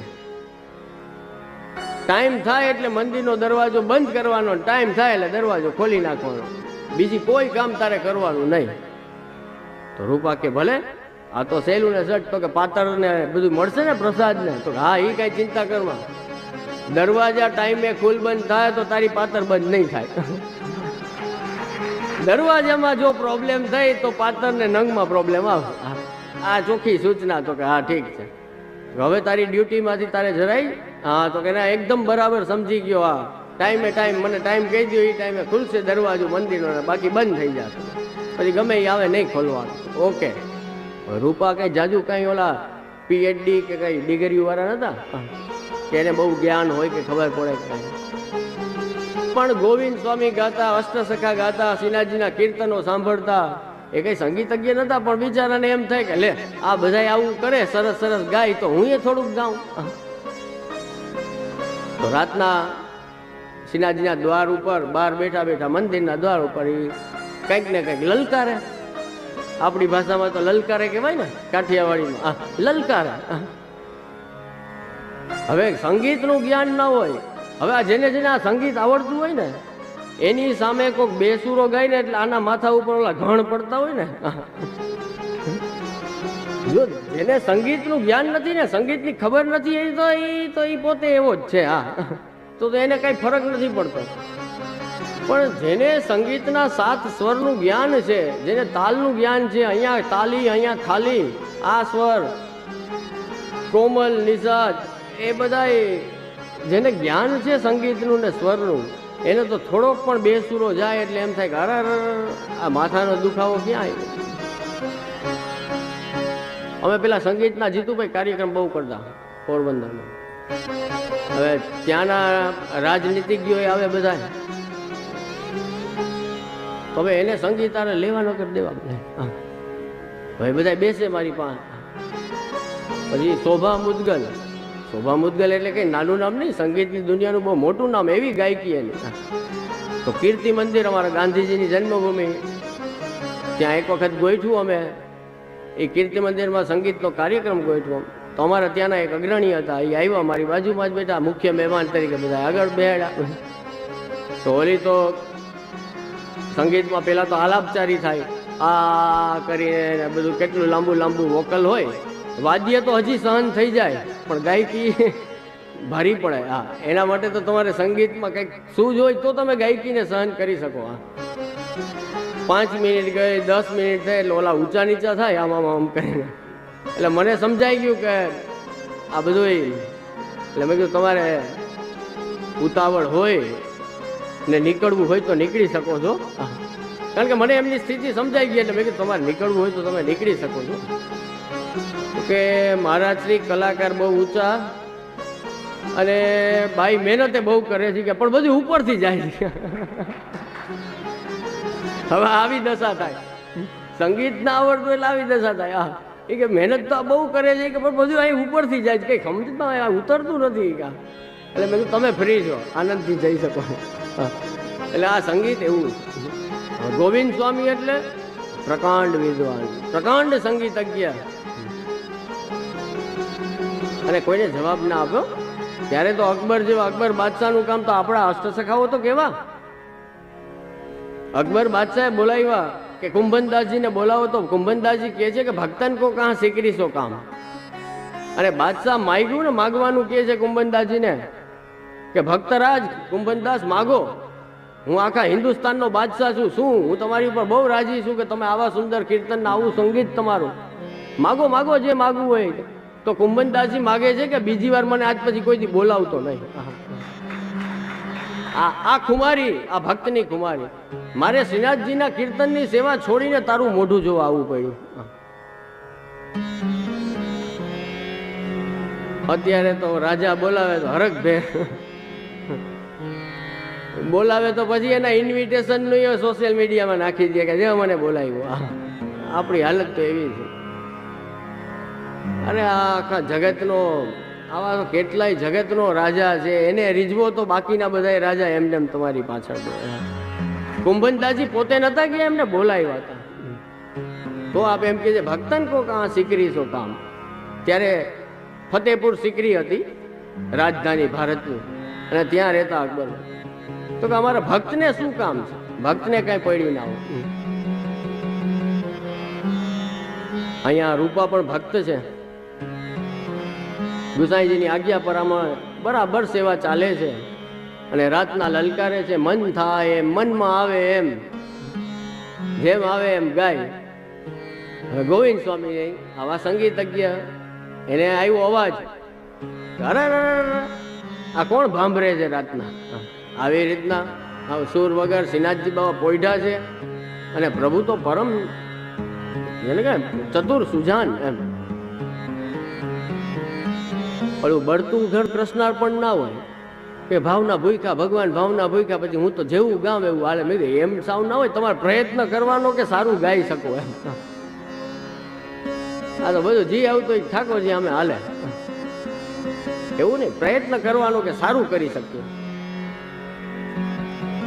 તો રૂપા પોળિયા ગાયે રાખે છે, એટલે ગોવિંદ સ્વામી બંધ કરાવે છે. ને ગોવિંદ સ્વામીનો પાવર એટલો આખા મંદિરમાં કે એમની આજ્ઞા થઈ ગઈ એટલે પછી પૂરું થયું. પછી માનવું જ પડે બધાએ. આ પ્રધાન કીર્તનિયા અને ગોવિંદ સ્વામીનું મહત્વ કેટલું આપણા માર્ગમાં, કે શ્રીનાથજી બાબા એની સાથે ખેલે. શ્રીનાથજી એને કાકરી મારે ને તો ગોવિંદ સ્વામીની એ ભક્તની ઉત્તમતા કેટલી કે શ્રીનાથજી બાબા જેવા ભગવાનને સામી કાકરી મારી શકે એ ગોવિંદ સ્વામી. કોઈ મારી શકે સામી કાકરી? કોઈ ના મારે. કેમ? કેમ એટલો અધિકાર એનો? સગી દીકરી પોતાની સાસરેથી આવી હતી ને, એને કહ્યું કે ગોવિંદ સ્વામી તમારી દીકરી આવી છે તમને મળવા માટે. તો ગોવિંદ સ્વામી એમ કહે છે કે મારી પાસે ટાઈમ નથી, શ્રીનાથજીને મૂકીને મારે ક્યાં જવું. હા ગોવિંદ સ્વામી છે.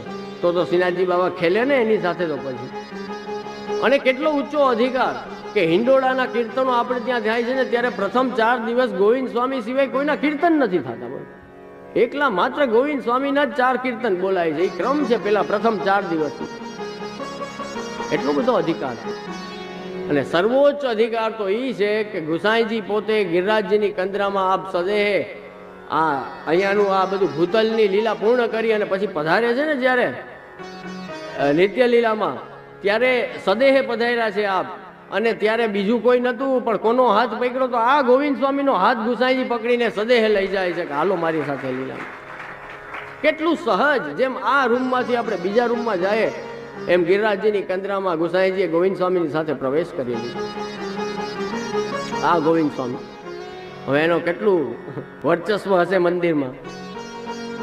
ગોવિંદ સ્વામી આજ્ઞા કરી કે રૂપાને તાત્કાલિક બંધ કરો. શ્રીનાથજી બાબા પોઈઢા છે અને આ રૂપો ખોટે ખોટું સંગીતનું જ્ઞાન નથી અને હો હો હા હા કહીને રાખે છે. એને કયો બંધ કરે અને શ્રીનાથજીને શાંતિથી પોઢવા દે. પ્રભુની ઊંઘ બગડે છે. ગોવિંદ સ્વામીની આજ્ઞા થઈ, રૂપાને તાત્કાલિક બંધ કરવામાં આવ્યો કે ચૂપચાપ શાંતિથી બેસી જા દરવાજે, તારું કામ છે દરવાજો ખોલવો અને બંધ કરવો, એ સિવાય હવે દોડડા પણ કરવાનું નહીં. રૂપો તો બિચારો હવે વોચમેન એક ટાઈપનો અત્યારના સમયમાં જોવું તો વોચમેન, તો વોચમેનની કેપેસિટી કેટલી, એ બિચારો બીજું વધારે શું કરી શકે. તો કે ઠીક છે, ગોવિંદ સ્વામીની આજ્ઞા થઈ તો ભલે. એણે ગાવાનું બંધ કરી દીધું. બીજે દિવસે સવારે મંગલા થાય છે. ગુસાઈજી આપ શ્રીનાથજીની સન્મુખ જાય છે. આપશ્રીના નેત્રો લાલ જોવે છે. અરે શ્રીજી બાબાને આપ કહે પ્રભુ બાબા હે શ્રીજી બાબા આપ પોઈઢા નથી આજે? આ નેત્ર આરક્ત કેમ છે, લાલ કેમ છે? આપણે સરખી ઊંઘ નથી આવી આજે? તો કે ખબર નહીં, રોજ તો હું સરસ સૂતો તો રૂપો એવું સરસ ગાતો હોય ને મને ઊંઘ આવી જાય ને આજે કાલે રૂપો નતો ગાતો એટલે ઊંઘ નથી આવી. શ્રીનાથજી બાબા આવી આજ્ઞા કરે છે. કે ગઈકાલે તમારા રૂપાએ ગાયું નતું ને મને ઊંઘ ના આવી. અને ગુસાઈજીને એમ થયું કે અરે અદભુત. રૂપાને તાત્કાલિક બોલાવ્યો કે રૂપા કેમ ગાવાનું બંધ કરી દીધું? આ જો શ્રીનાથજી ફરિયાદ કરે છે કે પ્રભુ હું તો ગાતો હતો પણ મારી કઈ વેલ્યુ થોડી કહેવાય અહીંયા. હું તો દ્વાર ઉપર બેસનારો નાનો માણસ છું. મને તો ગોવિંદ સ્વામીની આજ્ઞા થઈ કે એ ગાવાનું બંધ કર, તને સંગીત આવડતું નથી, તને જ્ઞાન નથી એટલે બંધ કરી દીધું. તો કે ભાઈ તને જ્ઞાન હોય કે ના હોય પણ તું ગાત ને તો શ્રીનાથજી પોઢે એટલે ગાજે રોજ. હવે એટલે રોજ ગવડાવે. બોલો જરાય જ્ઞાન નહીં તો એ રૂપો રોજ ગાય અને શ્રીનાથજી પોઢે. આવી કૃપા એ રૂપા પોળિયા ઉપર. એટલે પુષ્ટિમાર્ગ બતાડે છે કે કોઈ સેવા નાનકડી નથી. કદાચ તમે ઠાકોરજીની બુહારી મંદિરની વારો ને તો એ નાની સેવા નથી. કદાચ પોતા કરો તો એ નાની સેવા નથી. દ્વાર ઉપરની સેવા હોય તો એ કોઈ નાની સેવા નથી. કારણ કે છે તો પ્રભુની સેવા છે. પૂર્ણ પુરુષોત્તમની સેવા કરો છો તો એ કોઈ નાની સેવા નથી. સેવામાં કોઈ દી નાની કે મોટી ના હોય કે આ અગત્યની સેવા ના પાછળની સેવા, ઓલી સેવા, આ મહત્વની, એવું ના હોય. સેવા બધી સમાન હોય છે. ક્યારે કઈ સેવા કરીએ ને ઠાકોરજી પ્રસન્ન થઈ જાય થોડી ખબર છે.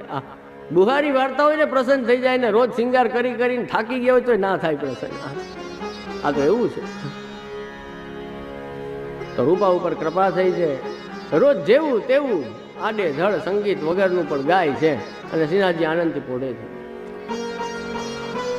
આજે શ્રીનાથજીને ચંદ્ર સરોવર પધારવું છે, રાસનો મનોરથ છે. શ્રીનાથજી શિંગાર થઈ રહ્યા છે રાસના પૂરા. આખા નખશીખ શિંગાર ધરીને આપ જ્યાં દ્વાર ઉપર પધાર્યા છે તો દ્વાર તો રૂપાએ બંધ કરીને રાખ્યો છે. ટાઈમ નથી અત્યારે ખોલવાનો. સમયની સૂચના આપી. અંદરથી શ્રીનાથજી બાબા ખખડાવે. ભલા કે અત્યારે ના ખુલે, રૂપો ના પાડે. કાકાજીની આજ્ઞા છે, કાંઈ પણ થાય, દુનિયા આમની આમ થઈ જાય, ટાઈમ થાય ત્યારે જ દરવાજા ખુલે ને ટાઈમ થાય ત્યારે જ બંધ થાય, એમાં કોઈ ફેર પડે નહીં. શ્રીનાથજી બાબા કે રૂપા હું છું શ્રીનાથજી. તો કે તમે ગમે એ હોય, મારી પાતરકાલ બંધ થઈ જાય. તમે તો પ્રભુ હમણાં વયા જાઓ ને આવી જાઓ, હું ધંધે લાગુ. પછી હું રહ્યો નોકર, દાસનું કામ છે. આપ સ્વામી છો, આપને કોઈ કઈ કહેશે નહીં, મારો વારો કાલ નીકળી જાવ. આ રેવા દો, ન કરવાના ભગવાન કરો માં, આ રેવા દો. તો કે રૂપા હવે શ્રીનાથજી એ તો પ્રભુ તો કેવા નટકટ. પ્રભુએ તો હારા હારાને ઉતારી લીધા, તો રૂપો તો બિચારો ઉતરી જ જાય ને. પ્રભુએ કેવા કેવાને ઉતાર્યા. આ એ કઈ હલે એમ નતા હો. મહાભારતનું યુદ્ધ તમે જુઓ ને તો ભીષ્મ કે દ્રોણ કે આ એકલા પાંડવની તાકાત નથી. 18 દી હું 18 મહિના લઈને રાખત તો એ એકલા ભીષ્મને પહોંચી ના શકાય. જયદ્રથ, દુર્યોધન, આ એક એવા બલશાલી કે કોઈ આ બધા એનું સેટિંગ કર્યું કોણ? ભગવાને. આને આમ કરો, આને આમ કરો, આને આમ, એ બધા એવા ગોઠવીને બધાને સાફ કરી નાખ્યા. એવા એવા ને ભગવાન તો આ તો હવે બિચારો ભગવાને પ્રેમથી રૂપા, શ્રીનાથજી બોલે છે એ રૂપા ખોલી દે ને, એવું શું કામ કરે છે? જો તને હું કેવું કેવું આપું જોઈ. ના હો, મારે કાંઈ જોતું નથી. તમે એ કા બંધ કરો બધું, મારે દરવાજો ખોલવો નથી. આમ કેટલી વાર પછી રૂપાને કીધું, રૂપા તને ખબર છે દરવાજો શું કામ ખોલાવું? તો કે હા, કેમ? તો કે આપણે બધાએ હવે જો આપણે હો શ્રીનાથજી હવે આમ હવે રમત બદલી. રૂપા આપણે બધાએ એમાં ચંદ્ર સરોવર જઈને રાસ કરવાનો છે. હવે રૂપાને થોડુંક આમ એમ થયું કે હા મને લઈ જાય, રાસમાં મને લઈ જાય કે હા. તો એ કે જો ખોલ દરવાજો હાલ. તો એ કે હું આવીશ ને ભેગો. તો કે હા હા તારે ભેગું આવવાનું. દરવાજો ખોલી નાખ્યો. કેવી કૃપા! એ રૂપાને રાસના ચંદ્ર સરોવરમાં દર્શન કરાવ્યો. રૂપા પોળિયાને બોલે કોઈ જ્ઞાન નથી, કોઈ સંગીતનું જ્ઞાન નથી, કોઈ શાસ્ત્રનું જ્ઞાન નથી, ખાલી દરવાજા ઉપરની સેવા છે રૂપા પોળિયાની. એ રૂપા પોળિયાને શ્રીનાથજી કે હાલ મારી યારે ચંદ્ર સરોવર તને રાસના દર્શન કરાવું. અને શિંગાર સહિત અડધી રાત શ્રીજી બાબા ચંદ્ર સરોવર પધાર્યા, સાથે રૂપા પોળિયાને લીધો. અને અહીંયા જોયે તો અગણિત યુથના યુથ સ્વામીજીના અને ગોપીજનોના સુમધુર આનંદ કીર્તનો અને રાસ થયો છે. એ રાસનો આનંદ લીધો છે. અને પછી રૂપાપોરિયાએ જોયું તો રાસમાં તો નૃત્ય થાય તો કાંઈ ખ્યાલ ના રહે. આ બાજુ એક બાજુ પડ્યું છે, આ બાજુ માલા તૂટીને પડી ગઈ છે. કિંમતી રત્નો, મોતીની માલા, હીરાની માલા, આવી બધી બધા શિંગારો વિખાયેલા પડ્યા છે આમને તેમ. શ્રીનાથજીને તો સ્વાભાવિક પડી જ ના હોય તો શ્રીનાથજી તો પધાર્યા પાછા મંદિરમાં કે આ ચાલો મારો સમય થઈ ગયો, હું જાઉં છું હવે આમને તેમ. રૂપો માથું ખંજવાડે કે આ ભગવાન કેવા બે જવાબદાર કહેવાય. આ બધું રખડાવીને વયા ગયા અહીંયા, આવા કિંમતી આભરણ ને શિંગાર. તો રૂપાએ શું કર્યું ખબર? પછી બધા વીણા ભેગા કર્યા ને પોટલું વાળ્યું. એ પોટલું વારે છે અને પછી પાછા મંદિરે પહોંચે છે ને બીજે દિવસે જઈ અને શ્રી ગુસાઈજીની સન્મુખ વિનંતી કરે છે, કાકાજી આપના શ્રીનાથજી છે ને એ જવાબદારીમાં સાવ જીરો છો.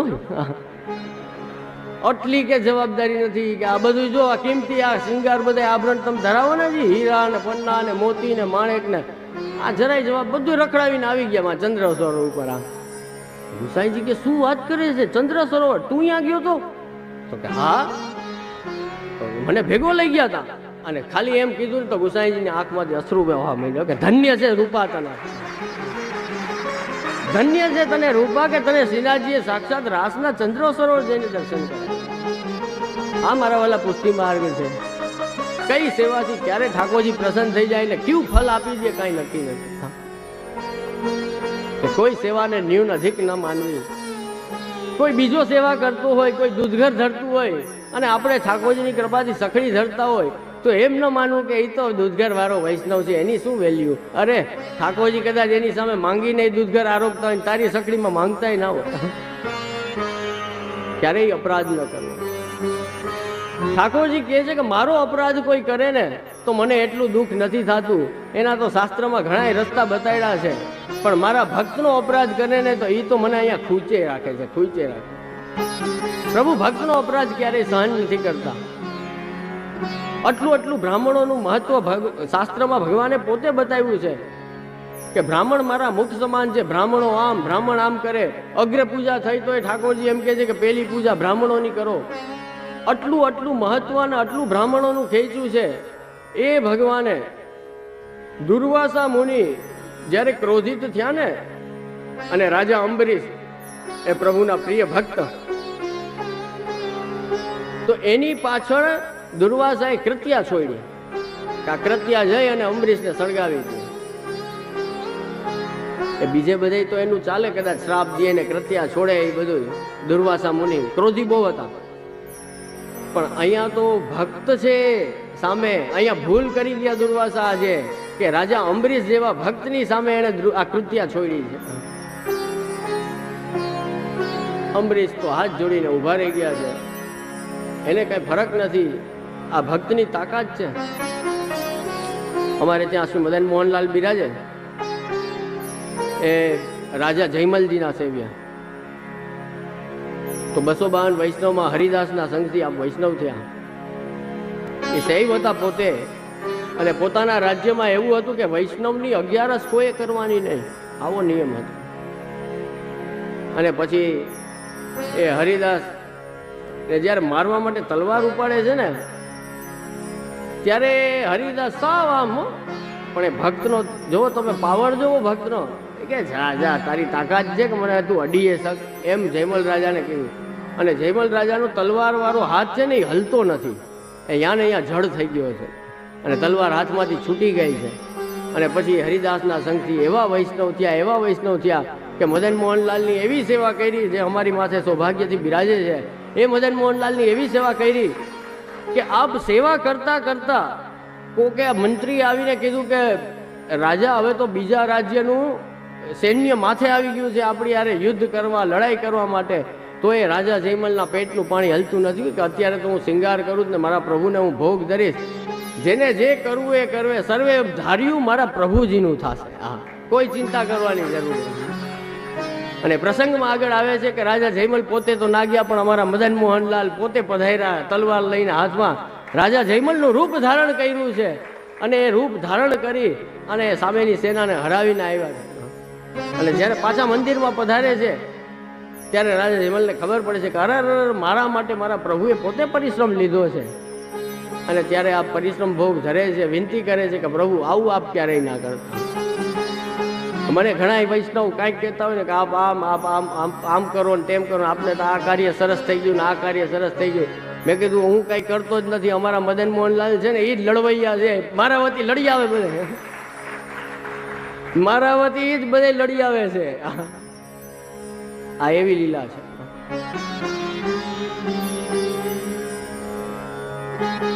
તો અહીંયા પણ એ રાસ જેવો પરમ અધિકાર જે કોઈને પ્રદાન પ્રભુ કરતા નથી, એ અદનામાં અદના વૈષ્ણવને આજે પ્રાપ્ત થયો છે. શ્રી ગુસાઈજી આપ પ્રસન્ન થયા છે. રાસ વિષય એક તો હજી ઘણું ઘણું ઘણું કહી શકાય એમ છે, પણ સમયની મર્યાદાના કારણે આપણે આગળ વધવું પડશે. આજે તો માલા પેરામણીનો પણ ક્રમ છે, એટલે હવે બસ થોડો સમય લઈ અને પછી આપણે વિરામ આપીએ.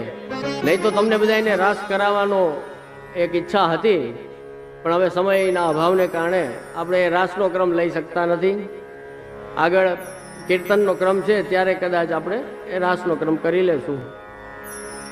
પણ ઘણા ઘણા વ્રજભાષા સાહિત્યની સાથે સાથે ગુજરાતીમાં પણ એટલા બધા રાસના સુંદર સુંદર કીર્તનો છે.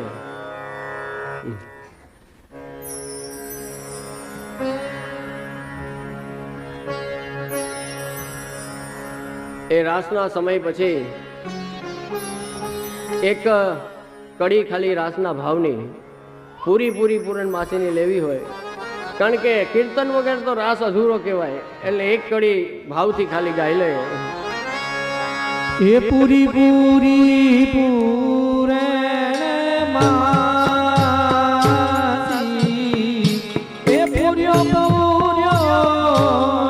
શરદ કો ચંદા પૂરી પૂરી પૂરણમાસી પૂરી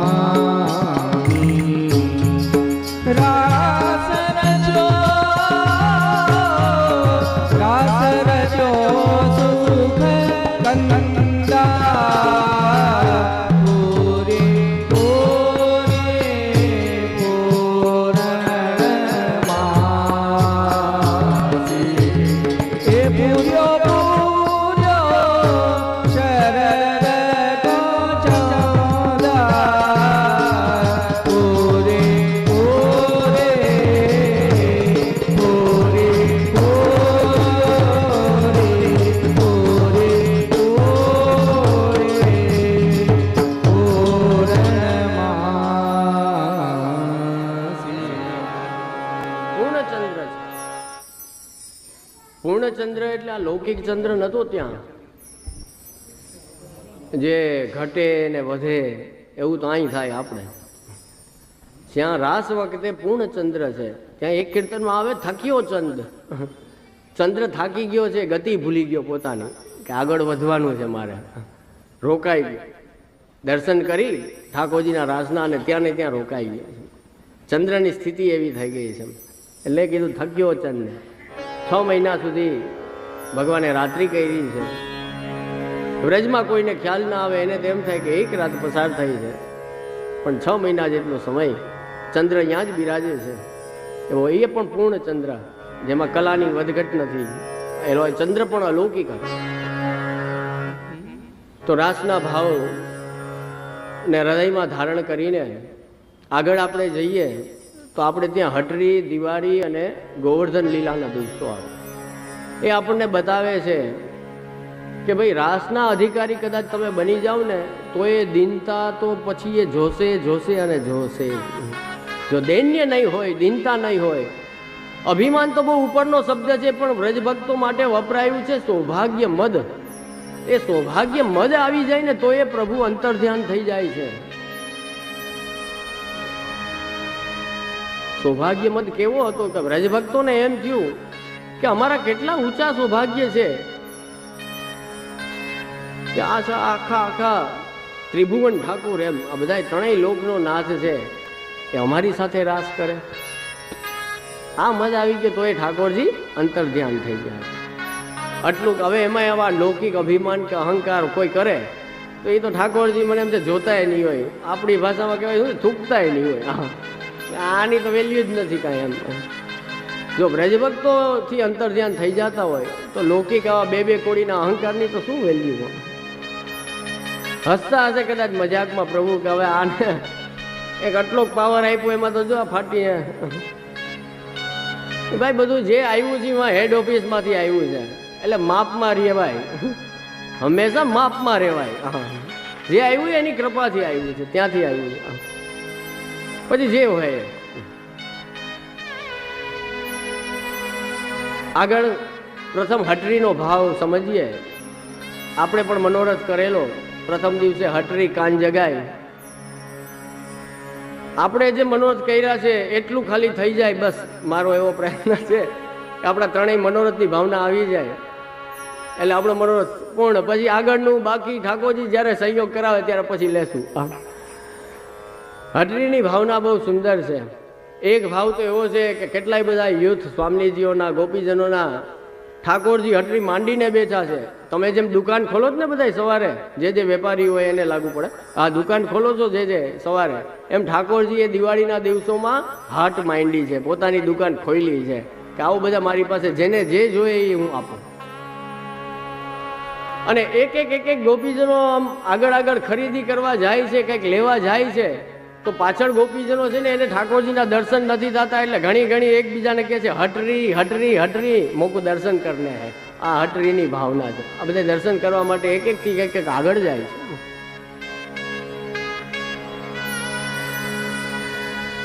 એક કીર્તન બહુ સુંદર છે. એમાં કહ્યું છે, આ સમય બહુ આપણને ઘટે છે. એક કીર્તન બહુ સુંદર છે. એમાં કહ્યું છે કે ચલ સખી ચલ વ્રજ પેઠ લગી હે. દુકાન લાગે ને, દુકાન પેઠ એટલે દુકાન, કે ચલ સખી ચલ વ્રજ પેઠ લગી હે. આપણે બધા દુકાનમાં ખરીદી કે હમણાં દિવાળી ઉપર તૂટી પડ્યા, બધા જીએસટી ઓછો થયો એટલે તો એમ બધા તો વ્રજભક્તો આજે ઠાકોરજી હટરી માંડિયાને લેવા જાય છે તો કે ચલ સખી ચલ, આ વ્રજની પેઠ લાગી, વ્રજની બજાર લાગી છે, અહીંયા શું મળે તો કે જહાં બિકત હરિપ્રેમ. જહાં બિકત હરિપ્રેમ. આપણી લૌકિક બજારમાં તો બધી વસ્તુઓ મળે ખરીદીની, વ્રજની પેઠમાં શું મળે તો કે ઠાકોરજી દેવાવાળા છે, વ્રજભક્તો લેવાવાળા છે. ત્યાં તો શું વેચાય છે તો કે હરિપ્રેમ વેચાય છે. તમારાથી લેવાય તો લઈ લ્યો. આ વ્રજની હટડી છે. ચલ સખી ચલ વ્રજ પેઠ લગી હે જહાં બિકત હરિપ્રેમ. તો એ હટરી નો ભાવ છે. દિવાળીને દિવસે દીપ માલિકા થાય છે અને આપણે ઠાકોરજીને ભેટ ધરીએ છીએ, હટરીમાં પધરાવીને ભોગ ધરીએ છીએ અને કાન જગાઈ કરીએ છીએ. કાન જગાઈની ભાવના એ બહુ અદ્ભુત છે. કાન જગાઈ આપણે કરીએ, ગાયને બોલાવવામાં આવે છે અને એના જમણા કાનમાં એમ કહેવામાં આવે છે કે કલ ગોવર્ધન પૂજા મેં બેગ પધાર્યો. આવતીકાલે ગોવર્ધન પૂજા છે એનું આમંત્રણ આપણે ગાયોને આપીએ છીએ. કારણ કે ગાય વગર ગોવર્ધન પૂજા થતી નથી. માનસી ગંગા જલ નવાય કે પાછે દૂધ ધોરી. એટલે કે જે ગાયનું દૂધ હોય છે એના દ્વારા જ ગિરિરાજજીનો અભિષેક થાય છે.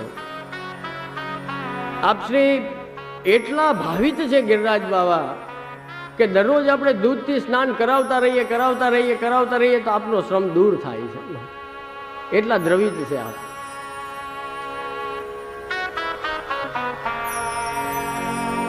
ગાયને આમંત્રણ તો દેવાય જ છે, એ ભાવ તો આપણે બધાને ખબર જ છે, પણ સાથે સાથે આપણે ત્યાં કહ્યું છે કે ભગવાને કાન જગાઈ કરી ને, ઠાકોરજીએ જે સૌથી પહેલી કાન જગાઈ તો આપે કરી વ્રજમાં.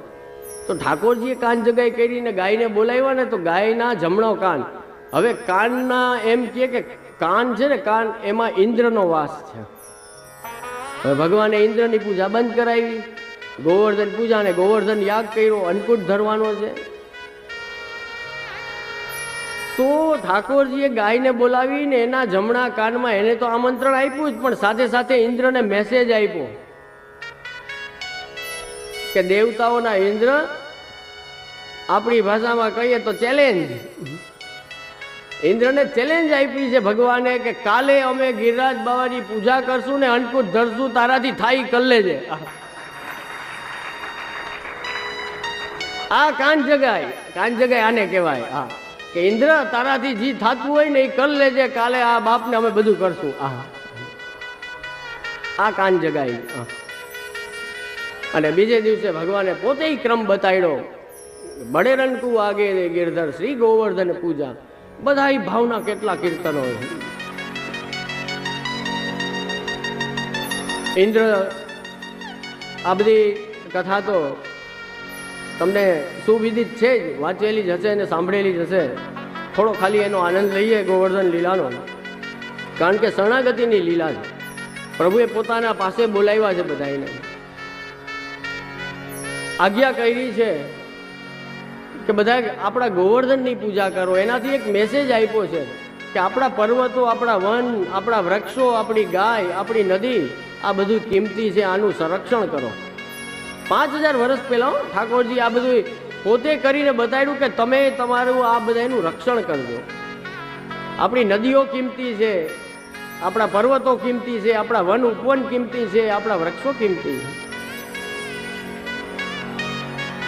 ઇન્દ્ર બગડ્યો છે કે મારી પૂજા બંધ થઈ ગઈ, ગોવર્ધનની પૂજા થાય છે, મને નિવેદ બંધ કર્યું અને અહીંયા અન્નકૂટ ધરાય છે. એટલે ઇન્દ્રએ 12 મેઘ ખાંગા કર્યા, વરસાદ વરસાવ્યો. ગઈકાલે આપણે પણ અહીંયા પ્રભુને અન્નકૂટ ધર્યો અને આ વખતે ખબર નહીં, વરસાદ તો કઈક અઠવાડિયાથી ચાલુ જ છે બધે. એમ કે અન્નકૂટ ધરો એટલે થોડો ઘણો તો આવે જ વરસાદ. ગિરિરાજ બાબાને ધરો, મનોરથ કરો, ગોવર્ધન પૂજા કરો એટલે ક્યાંક ને ક્યાંક વરસાદ તો પડે. અહીંયા ઠાકોરજીએ તો ચેલેન્જ આપીને આગલેથી કહીને કર્યું હતું. એટલે ઓલાને તૈયારીનો ટાઈમ મળે, એમ પાણી ભેગું કરવું હોય તો કરી રાખે. ઇન્દ્ર ગુસ્સે થયો, એની બુદ્ધિ ભ્રમિત થયેલી છે, ભગવાનને ઓળખતો નથી. એટલે એને 12 મેઘ ખાંગા કર્યા, વ્રજ ઉપર જઈને વરસો બધાને. 2 દિવસ પછી મોકલા છે એના દૂતોને ઇન્દ્રએ જોવા માટે કે જઈને તપાસ કરો. હવે તો વ્રજ લગભગ ડૂબી ગયું હોય છે, આટલું જલ વરસાવ્યું, આટલું પાણી વરસાવ્યું, તો હવે તો વ્રજનું કઈ નામો નિશાન નહીં હોય. એ ગોવાળિયા, એ પશુપાલકો, એ અભણ વ્રજવાસી બધાય એ મને જાણતા નથી, મારા સ્વરૂપને ઓળખતા નથી કે હું કોણ, હું દેવરાજ ઇન્દ્ર અને શું મારું સામર્થ્ય. જઈને જોઈ આવો અને મને સમાચાર આપો કે હવે વ્રજ ડૂબી ગયું છે. હવે જોવાનો આનંદ એવો છે કે ઓલા જોવા આવ્યા, હવે જોવા આવ્યા ને એને ત્યાં કેવા દર્શન થાય છે, બહુ સુંદર. આપણે ત્યાં અષ્ટસખાઓ વર્ણન કરે છે કે એ આવીને બધા જોવે છે તો એમને કેવા દર્શન થાય છે, તો કે કાન કુંવર કે કર પલ્લવ પર માનો ગોવર્ધન નૃત્ય કરે. અષ્ટસખાવે જો આ લખ્યું, ભગવતીઓની વાણી જો. ઓલા આવીને જોવે છે કે વ્રજ તો ડૂબી ગયું હોય છે ને વ્રજવાસી ડૂબી ગયા છે. નહીં, અહીંયા એ કાંઈ નથી, એનાથી હું તો આખું ઊંધું ચિત્ર. અહીંયા તો ઠાકોરજીએ કહી દીધું, વરસાદ પડવા માંડ્યો, બધા કે હે કૃષ્ણ ક્યાં જઈએ અમે. આ જો ઇન્દ્રની ના પાડી ને તે હવે તૂટી પડ્યો આપણી ઉપર. તો કે અરે તમે જેની સેવા કરી છે, જેની પૂજા કરી છે, એ જ ગોવર્ધન આપણો રક્ષણહાર છે. હમણાં ઉપાડી લઉં છું. અને પ્રભુએ ગોવર્ધન ધારણ કર્યો છે. બધાને આજ્ઞા કરી છે કે આવી જાઓ ગિરિરાજજીની નીચે. અને બધા ગ્વાલ બાલ વ્રજ ભક્તો, કેટલા મોટા છે ગિરિરાજજી, 21 કિલોમીટરનો વ્યાપ થાય. એ આખો પ્રભુએ ભાગવત લખે છે કે જેમ નાનું બાળક આમ જમીનમાંથી ઓલો બિલાડીનો ટોપ કેવડો નાનકડો હોય ને આટલો કઈ એમ ઉપાડે એની જેમ ટચલી આંગળથી ગોવર્ધન ધારણ કરી લીધું. અને પછી ત્યાં જઈને જોવે છે બધા તો વ્રજ ભક્તો ગાય છે કે કાન કુંવર કે કર પલ્લવ પર માનો ગોવર્ધન નૃત્ય કરે. એની એકાદ કડી લેવી હોય તો લઈ લે. કાન કુંવર ઓકે છે. કાન કુંવર કે કર પલ્લવ પર દર્શન કરજો બધા ગાય છે એના. માન કુંવર કે કર પલ્લવ પર માન ગોવર્ધન નૃત્ય કરે.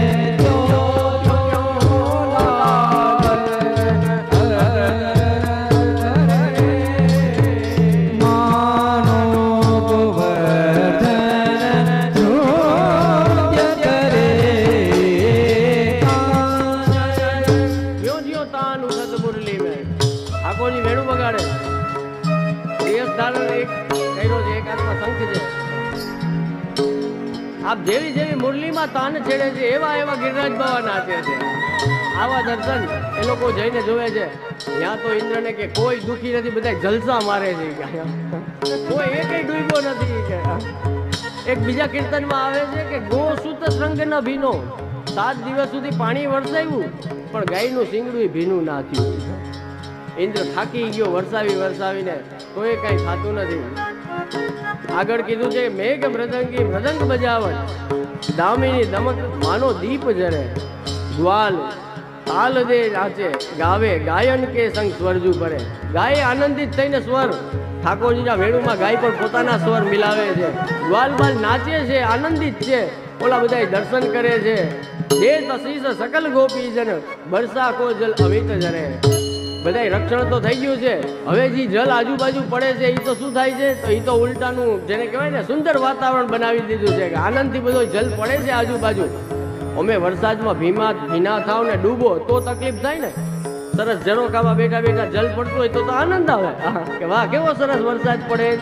અને રોડ ઉપર ઊભા હોવ તો તકલીફ થાય, છત્રી હોય નહીં, વાહન હોય નહીં અને ડૂબવું પડે તો તકલીફ થાય. પણ આપણા ઝરૂખામાં આપણી અગાસીમાં આપણી બાલ્કનીમાં બેઠા હોય ને એ સરસ મજાનો વરસાદ જોતા હોય તો કે વાહ. તો અહીંયા એવું જ વર્ણન થાય છે જે તસીસ સકલ ગોપીજનો બધા જે છે. અને 7 દિવસની લીલા છો.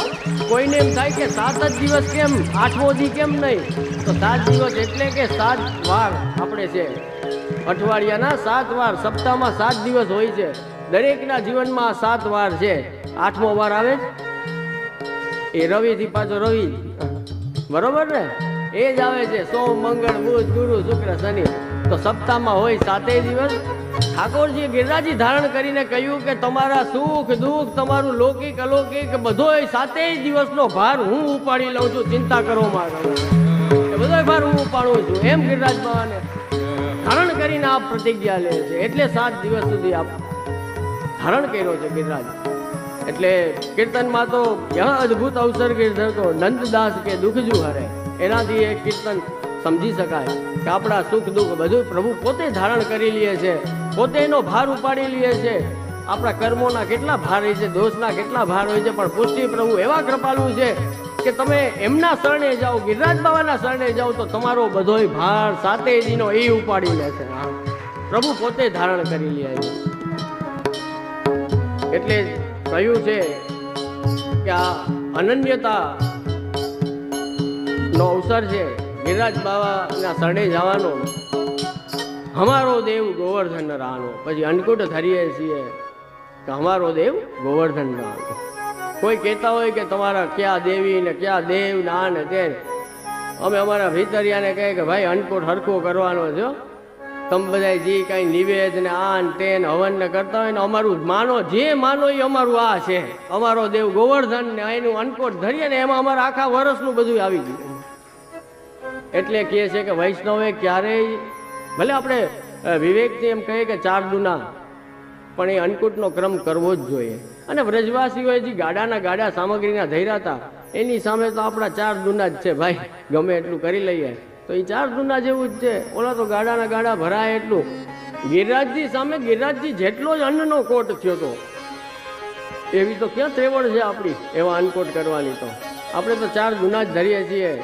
આપણે તો બસ એક હાથ પવિત્ર થઈ જાય અને એ લીલાનું સ્મરણ થઈ જાય કે મારા પ્રભુ પણ પ્રસન્ન થઈને એ લીલાનું સ્મરણ કરે। એટલા માટે વૈષ્ણવે કોઈ સેવા ચૂકવી ના જોઈએ। 8 દી બાલ લીલાના પલના થાય તો 2 દી તો ઝુલાવો, 40 દીના હિંડોરા થાય તો 4 દી તો ઝુલાવો, પણ હિંડોળો માઇનસ ના થવો જોઈએ આખા વર્ષમાં, પલનું માઇનસ ના થવું જોઈએ, હોરી ખેલ માઇનસ ના થવો જોઈએ, અન્નકૂટ માઇનસ ના થવો જોઈએ। જેટલું જેટલું આવે છે ભલે થોડુંક કરો, 1 દિવસ કરો, પણ તમારા ઠાકોરજીને એ લીલાનું સ્મરણ કરાવીને પ્રસન્ન કરો। એ થવું જોઈએ, એ ચૂકાવવું જોઈએ નહીં, એ મિસ ન થવું જોઈએ, ન આપણા સેવા ક્રમમાં ન ઠાકોરજીની પ્રસન્નતા ઓછી થાય। આવા આવા અદ્ભુત ભાવો છે કંઈ કેટલાય। મારે ક્યાં ક્યાં કેટલું કેટલું કેવું એમ થાય કે આ કહી દઉં ઓલું કહી દઉં, પણ વીરેનભાઈનું મોઢું જોઉં ને મને તરત ઘડિયાળ યાદ આવે કે હવે આપણે બીજું કામ છે હજી। એ 7 દિવસમાં કેટલી કેટલી લીલાઓ થઈ હોય। ભાગવતજીમાં તો બહુ ટૂંકમાં વર્ણન કર્યું કે ભગવાને 7 દિન 7 રાત ધારણ કરી લીધો, પણ એ બધી લીલાના દર્શન કરવા હોય ને તો ગોવર્ધન લીલા છે, ઇન્દ્રમાન ભંગ છે, આ બધા અષ્ટસખાની વાણીના દર્શન કરો ને તો તમને એટલો એટલો આનંદ આવી જાય। એક કીર્તનમાં ઠાકોરજી પોતે ગોવર્ધન ધારણ કર્યો, સામે ગોપીજનો બધા સખ્ય છે, ગ્વાલ બાલ ગોપીજનો સાથે ઠાકોરજીને તો સખ્ય છે, તો મિત્ર ભાવ હોય, સખ્ય ભાવ હોય, સામે ઊભા છે, એટલે એ બધા ગોપીજનોની સામે ઠાકોરજી કે જોયું, ખાલી ટચલી આંગળે જો આવડો મોટો ગોવર્ધન ઉપાડી લીધો, એમ આમ ખાલી આંખથી એમ કે જોયું, આ બધું આમ ને તેમ। એટલે ગોપીજનો સામે કહે છે કે કાહે એઠત હો નંદલાલ। એઠત એટલે ઓલી એઠ કહે ને આપણે, ઠાકોરજી એઠ બતાડી થોડીક કે જો અવડો મોટો ગોવર્ધન ખાલી એક અવડી નાની આંગળીએ ઉપાડી લીધો। તો સામે ગોપીજનો બધા કહે છે કે કાહે એઠત હો નંદલાલ, એમાં હોશિયારી હું મારો છો? ઉપાડ્યો કઈ બાજુથી ઉપાડ્યો? તો કે ડાબા શ્રી હસ્તી, તો ડાબો અંગ તો અમારા સ્વામીજીનું છે, ભાર તો સ્વામીજી ઉપાડે છે કે મહારાજ એઠવાનું રહેવા દો, એમ આપણે જેમ આપણી ભાષામાં કહીએ તો ખોટી હોશિયારી ના મારો, આપ તો જલસા મારો છો, ભાર તો બધો અમારા સ્વામીજી રાધા રાણીએ ઉપાડ્યો છે। આવી ભાવના કેટલા બધા કીર્તનો ને કેટલો આનંદ છે પુષ્ટિ માર્ગમાં। આ તો હવે ખબર નહીં, ભાગ્યમાં હોય તો પ્રાપ્ત થાય એવું છે, બાકી તો સૂઝે નહીં ને સૂઝકોય ના પડે। ઘણાને સૂઝતું હોય તો પાછો હુંચકોય પડવો જોઈએ, ઘણાને સૂઝી જતું હોય તો પાછો સૂઝકો ન પડે। હા, સૂઝકો પડે તો આગળની કઈ ગતાગમ સૂઝ ન પડે, એવું બધું છે આ। એટલે કૃપા જરૂરી છે, કૃપા થાય ભગવતીઓની મોટાઓની કૃપાથી આ માર્ગમાં આગળ વધી શકાય છે। તો આવી રીતે ઇન્દ્ર પછી 7મા દિવસે સૂરરાજ આજ પાયન આવ્યો એવું કીર્તન આવે છે, પગમાં પડ્યો છે, અબ ન છાંડો ચરણ કમલ મહિમા મેં જાની। હવે હું આ ચરણ કમલને ક્યારેય નહીં છોડું, આપની મહિમાનું મને જ્ઞાન થયું છે। ઇન્દ્ર ઉપર ઠાકોરજી પ્રસન્ન થઈ જાય છે, કારણ કે ઇન્દ્રએ બધાને ભેગા કર્યા છે કે ભલે ગમે એવો અપરાધ કર્યો ઇન્દ્રએ, પણ ઠાકોરજી એવું વિચારે છે કે મારા પ્રિય વ્રજ ભક્તો, મારા ગ્વાલ બાલ, મારી ગાયો, મારા પશુ પક્ષી, મારા મોર, મારા બંદર, મારા ગોપ ગોવાળિયા, મારા ગોપીજનો, મારા નંદરાયજી, મારા યશોદાજી, એ બધાને એક છત્ર નીચે, એક ગિરિરાજજી નીચે ભેગા કર્યા છે, એટલે જા તને માફ કર્યો, એટલે પ્રસન્ન થઈ ગયા છે। આ ગોવર્ધન લીલા છે। આપણે પણ જો ગિરિરાજજીની નીચે રહીએ, ગોવર્ધનની તરેટીમાં રહીએ, એ ભાવ રાખીએ કે 360 દિવસ રહીએ શ્રી ગોવર્ધન કી તરેટી, તો મારા વાલા કોઈ દિવસ કાંઈ તકલીફ પડવા નહીં દે ગિરિરાજ બાબા કે ઠાકોરજી. એ રક્ષણ આપતું કરશે. એ વિશ્વાસ રાખીને જીવવાનું છે અને એમ પુષ્ટિ માર્ગનો આનંદ લેવાનો છે. આપણા સેવા ક્રમમાં આજના મનોરથમાં કદાચ યમુનાજીનો મનોરથ છે. એ કહેતા હતા કે ભાઈ બીજના ભાવથી પહેલાં કે તરત પછી અન્નકૂટ પછી ભાઈ બીજનો ક્રમ આપણે ત્યાં આવે છે. તો મર્યાદા ભાવ તો એવો છે કે યમરાજાના બેન શ્રી યમુનાજી એટલે એવું કે યમુનાજીએ યમરાજા પાસે વરદાન માગેલું છે કે તે દિવસે કોઈ ભાઈ બહેન સાથે સ્નાન કરશે તો એને યમયાતના નહીં આવે. આ તો મર્યાદા ભાવ છે. હવે પુષ્ટિ ભાવ ભાઈ બીજનો એવો છે કે આપણા માટે યમુનાજી કોણ? તો કે ચતુર્થ પ્રિયા યમુનાજી છે. જ્યારે ઠાકોરજી અને વ્રજભક્તોએ રાસ કર્યો છે તો એ રાસમાં આપ શ્રમિત થયા છે તો આપના શ્રમજલ જે છે એના બિંદુઓ યમુનાજીમાં સ્નાન કરવાથી એમાં ભળી ગયા છે. એટલે સ્મર શ્રમ જલાણુભી સકલ ગાત્ર જય સંગમાં જે આપની આજ્ઞા છે એ ભાવથી સ્નાન કરવા હોય.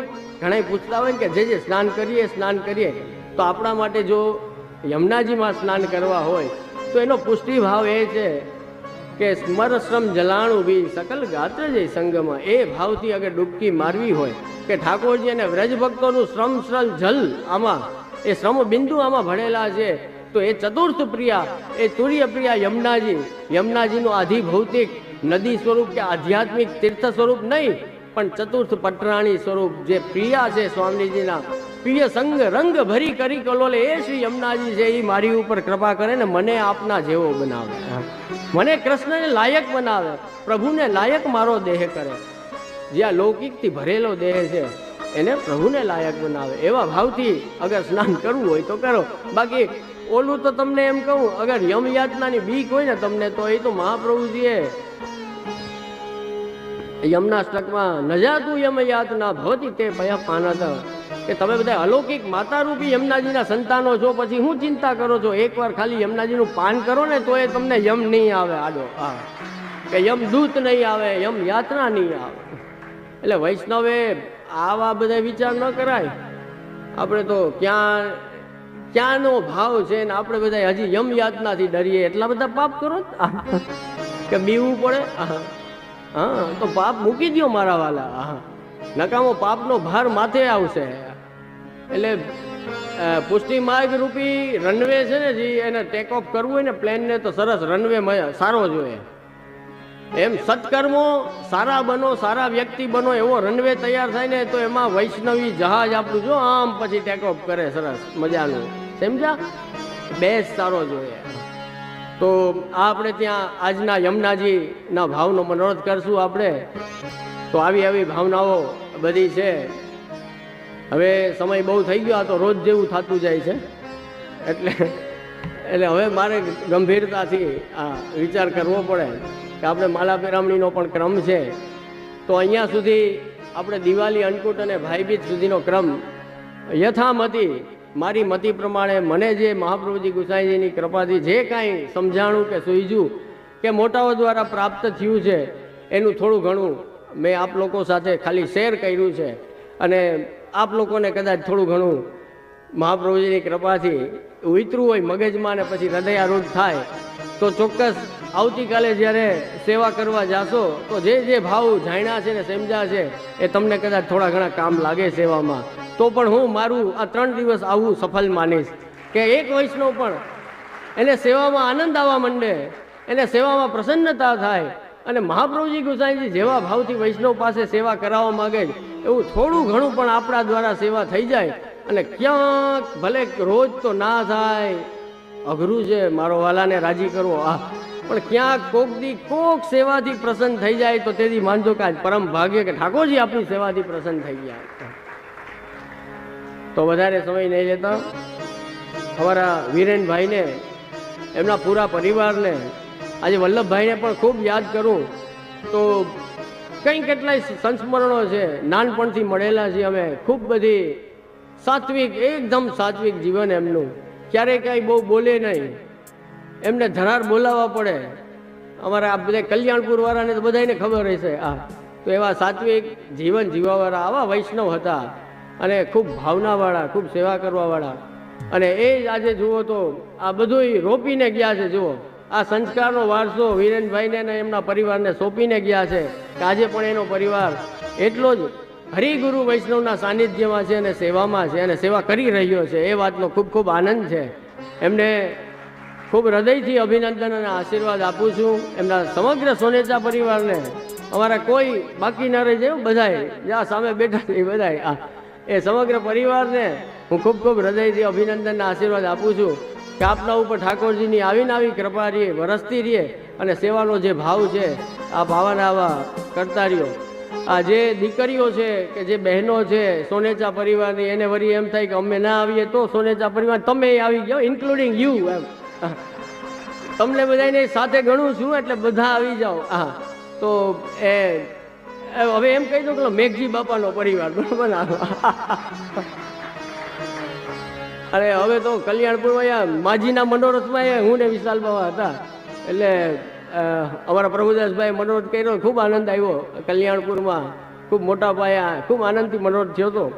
તો બસ એ તમારો સમગ્ર પરિવાર એ હરિગુરુ વૈષ્ણવની સેવામાં તત્પર રહીએ, નવા નવા મનોરથો કરતા રહ્યો અને બીજા વૈષ્ણવને પણ આનંદ લેવડાવતા રહ્યો. એ જ મારી ખૂબ ખૂબ શુભકામનાઓ છે. અને હવે વિશેષ સમય નહીં લેતા આપણે આગળનો પણ ક્રમ છે. અને અહીંયા જામનગરના વૈષ્ણવોએ આટલા ટૂંકા ટાઈમમાં મને ફરી પાછો યાદ કર્યો. અને ખબર નહીં, તમારા જામનગરમાં એક વખત આવીને મને બોલવાનો આનંદ આવ્યો તો એમ થયું કે ચાલો બીજી વાર પણ જાઓ. તો બસ આવી રીતે ઠાકોરજી કંઈ સહયોગ કરાવશે ત્યારે આપણે ફરી એકત્રિત ઉપસ્થિત થશું. હોરી ખેલની ભાવનાનું મને કોઈ વૈષ્ણવે કહ્યું હતું, પણ હવે અત્યારે સમયના અભાવને કારણે લઈ શકતા નથી. ફરી પાછું ક્યારેક આવવાનું થશે, ક્યારેક રશિયાના દિવસોમાં, હોળીના દિવસોમાં, તો ત્યારે એ ભાવના પણ હું સમજાવવાનો પ્રયત્ન કરીશ. હવે આગળ આપણે આપણા પુષ્ટિમાર્ગીય પરંપરા કે જે શ્રી ગોકુલેશ પ્રભુએ સૌથી પહેલાં મનોરથ કૃષ્ણ ભટ્ટના પ્રસંગમાં આવે છે કે માલા પીરામણીનો મનોરથ ત્યારે કર્યો હતો. એમના હૃદયમાં જ્યારે એવો ભાવ થયો કે મારા પિતા ભૂતલ ઉપરથી લૌકિક રીતે હવે મારી વચ્ચે નથી, અને એમને શ્રી મહાપ્રભુજીના કે જો મંદિરમાં જલની સેવા કરે છે એવા દર્શન થયા, તો એ આનંદ આવ્યો એમને. એ આનંદને એમણે બહાર પ્રગટ કર્યો. ગોકુલનાથજીને પધરાવ્યા, ચતુર્થ કુમાર, અને બધા વૈષ્ણવોને ચડાવ્યા. અને આ જ રીતના જે માલા પીરામણીનો ક્રમ આપણે કરીએ છીએ ને, એવો જ આનંદ સૌથી પહેલો મનોરથ એમણે કર્યો હતો શ્રી ગોકુલનાથજીને પધરાવીને. ત્યારથી આ પરંપરા આપણા માર્ગમાં ચાલી આવે છે. ઘણા એમ કહેતા હોય કે ના, માલા પીરામણી કાંઈ જરૂર નથી, જરૂર નથી. એમાં કંઈ ખોટું નથી. ના કરો તો કંઈ લીલામાં ગતિ ના થાય એવું નથી. આ એ પણ ચોખવટ કરી દઉં કે માલા પીરામણી કરો ત્યાં સુધી બાંધી રાખ્યો હોય ને જેવી કરો પછી છોડે એવું નથી. કારણ કે તો પછી એમપીમાં ને થતી જ નથી. ઘણી જગ્યાએ વૈષ્ણવ કરતા સૌરાષ્ટ્રમાં જ આપણે અહીંયા ક્રમ વધારે. પણ આ મનોરથ છે એ અલૌકિક મનોરથ છે. આ મનોરથ છે વૈષ્ણવને વૈષ્ણવ તરીકે યાદ કરવાનો મનોરથ છે. અને પેલી જવાબદારી કોની છે તો કે સંતાનોની, કે એમના પિતા વૈષ્ણવ હોય તો એમને યાદ કરે અને મનોરથ કરે. તો આજકાલની નથી, બહુ પ્રાચીન પરંપરા છે. 400 400 500 500 વર્ષ થઈ ગયા છે. અને એકાદશ સ્કંદમાં પણ તમે જો વાંચો ને તો ભાગવતમાં ભગવાને ઉદ્ધવજીને સંબોધીને કહેલું છે. એ ક્રમ બધો વાંચો ને તો તમને આ માલા પીરામણી જેવો જ લાગે. કોઈ મારું નામ લે, કોઈ મારું કીર્તન લે, મૃત્યુ પછી એને યાદ કરીને કોઈ મારું નામ લે, મારું કીર્તન લે, તિલક મારી કંઠીનો વાત કરે, તુલસી કંઠીનો વાત કરે, એ જ બધું લખેલું છે. પ્રસાદ લેવડાવે, મનોરથ કરે. ઠાકોરજી પોતે ઉદ્ધવજીને કીધું છે કે આવું બધું કરે એ મને બહુ પ્રિય છે. તો આપણે માલા પીરામણી કરીએ એમાં એ જ તો કરીએ છીએ. કીર્તન થાય છે, હરિગુરુ વૈષ્ણવ બધા સાથે મળે છે, ઠાકોરજીને ભોગ ધરાય છે, મનોરથો થાય છે, વૈષ્ણવ મહાપ્રસાદ લે છે. તો એ જ ક્રમમાં એક વૈષ્ણવી પરંપરાનો મનોરથ છે, એનો થોડી વાર પછી આપણે આનંદ લેશું. અને જો કંઈ સેવા તો સાગર છે ને કીર્તન સાગર છે. 3 દિવસની અંદર કોઈ પણ જાતની કંઈક ક્ષતિ રહી ગઈ હોય તો એ આપણા માર્ગની નથી કે આપણા આચાર મારી ક્ષતિ છે, મારી ભૂલ છે, એ માનજો. અને જે કાંઈ સારું લાગ્યું હોય તો સારું તો છે જ આપણો માર્ગ. તો એ તો આચાર્યોની કૃપા છે આપણી ઉપર કે આવો સુંદર માર્ગ આપણને મળે. તો બધા વૈષ્ણવ છો એ વાતનું ગૌરવ લ્યો, વૈષ્ણવ છો એ વાતનો આનંદ લ્યો. કે અમે અમારું કેવું સૌભાગ્ય કહેવાય કે અમે પૂર્ણ પુરુષોત્તમના શરણે છીએ, એવા માર્ગમાં છીએ કે જ્યાં સેવાનો અધિકાર અમને પ્રાપ્ત થાય છે. નહીં તો સેવા કરવી કઈ સહેલી નથી. કરવી તો ઘણા હોય, પણ રાખવો જોઈએ કે નોકરી કરવી, નોકરી મળવી જોઈએ ને. તને નોકર તરીકે રાખે કોણ? હાલવું જોઈએ ને તું. એમ સમજો કે મહાપ્રભુજીની કેવી આપણી ઉપર કૃપા કહેવાય કે લાયકાત વગર લૌકિકમાં નથી કોઈ નોકરી દેતું, નથી કોઈ છોકરી દેતું. લાયકાત જો ને કોઈ બાપ દીકરી ના દે. આ સાચી વાત કહું છું. લાયકાત જોવે પેલા કે આ છોકરામાં શું લાયકાત છે તો આપું. અહીંયા શ્રી મહાપ્રભુજી ગુસાઈજીનો માર્ગ કેવો કૃપાનો માર્ગ છે કે તમારી કોઈ જાતની લાયકાત વગર બ્રહ્મ સંબંધે આપે એટલે ઠાકોરજીએ પધરાવી દે.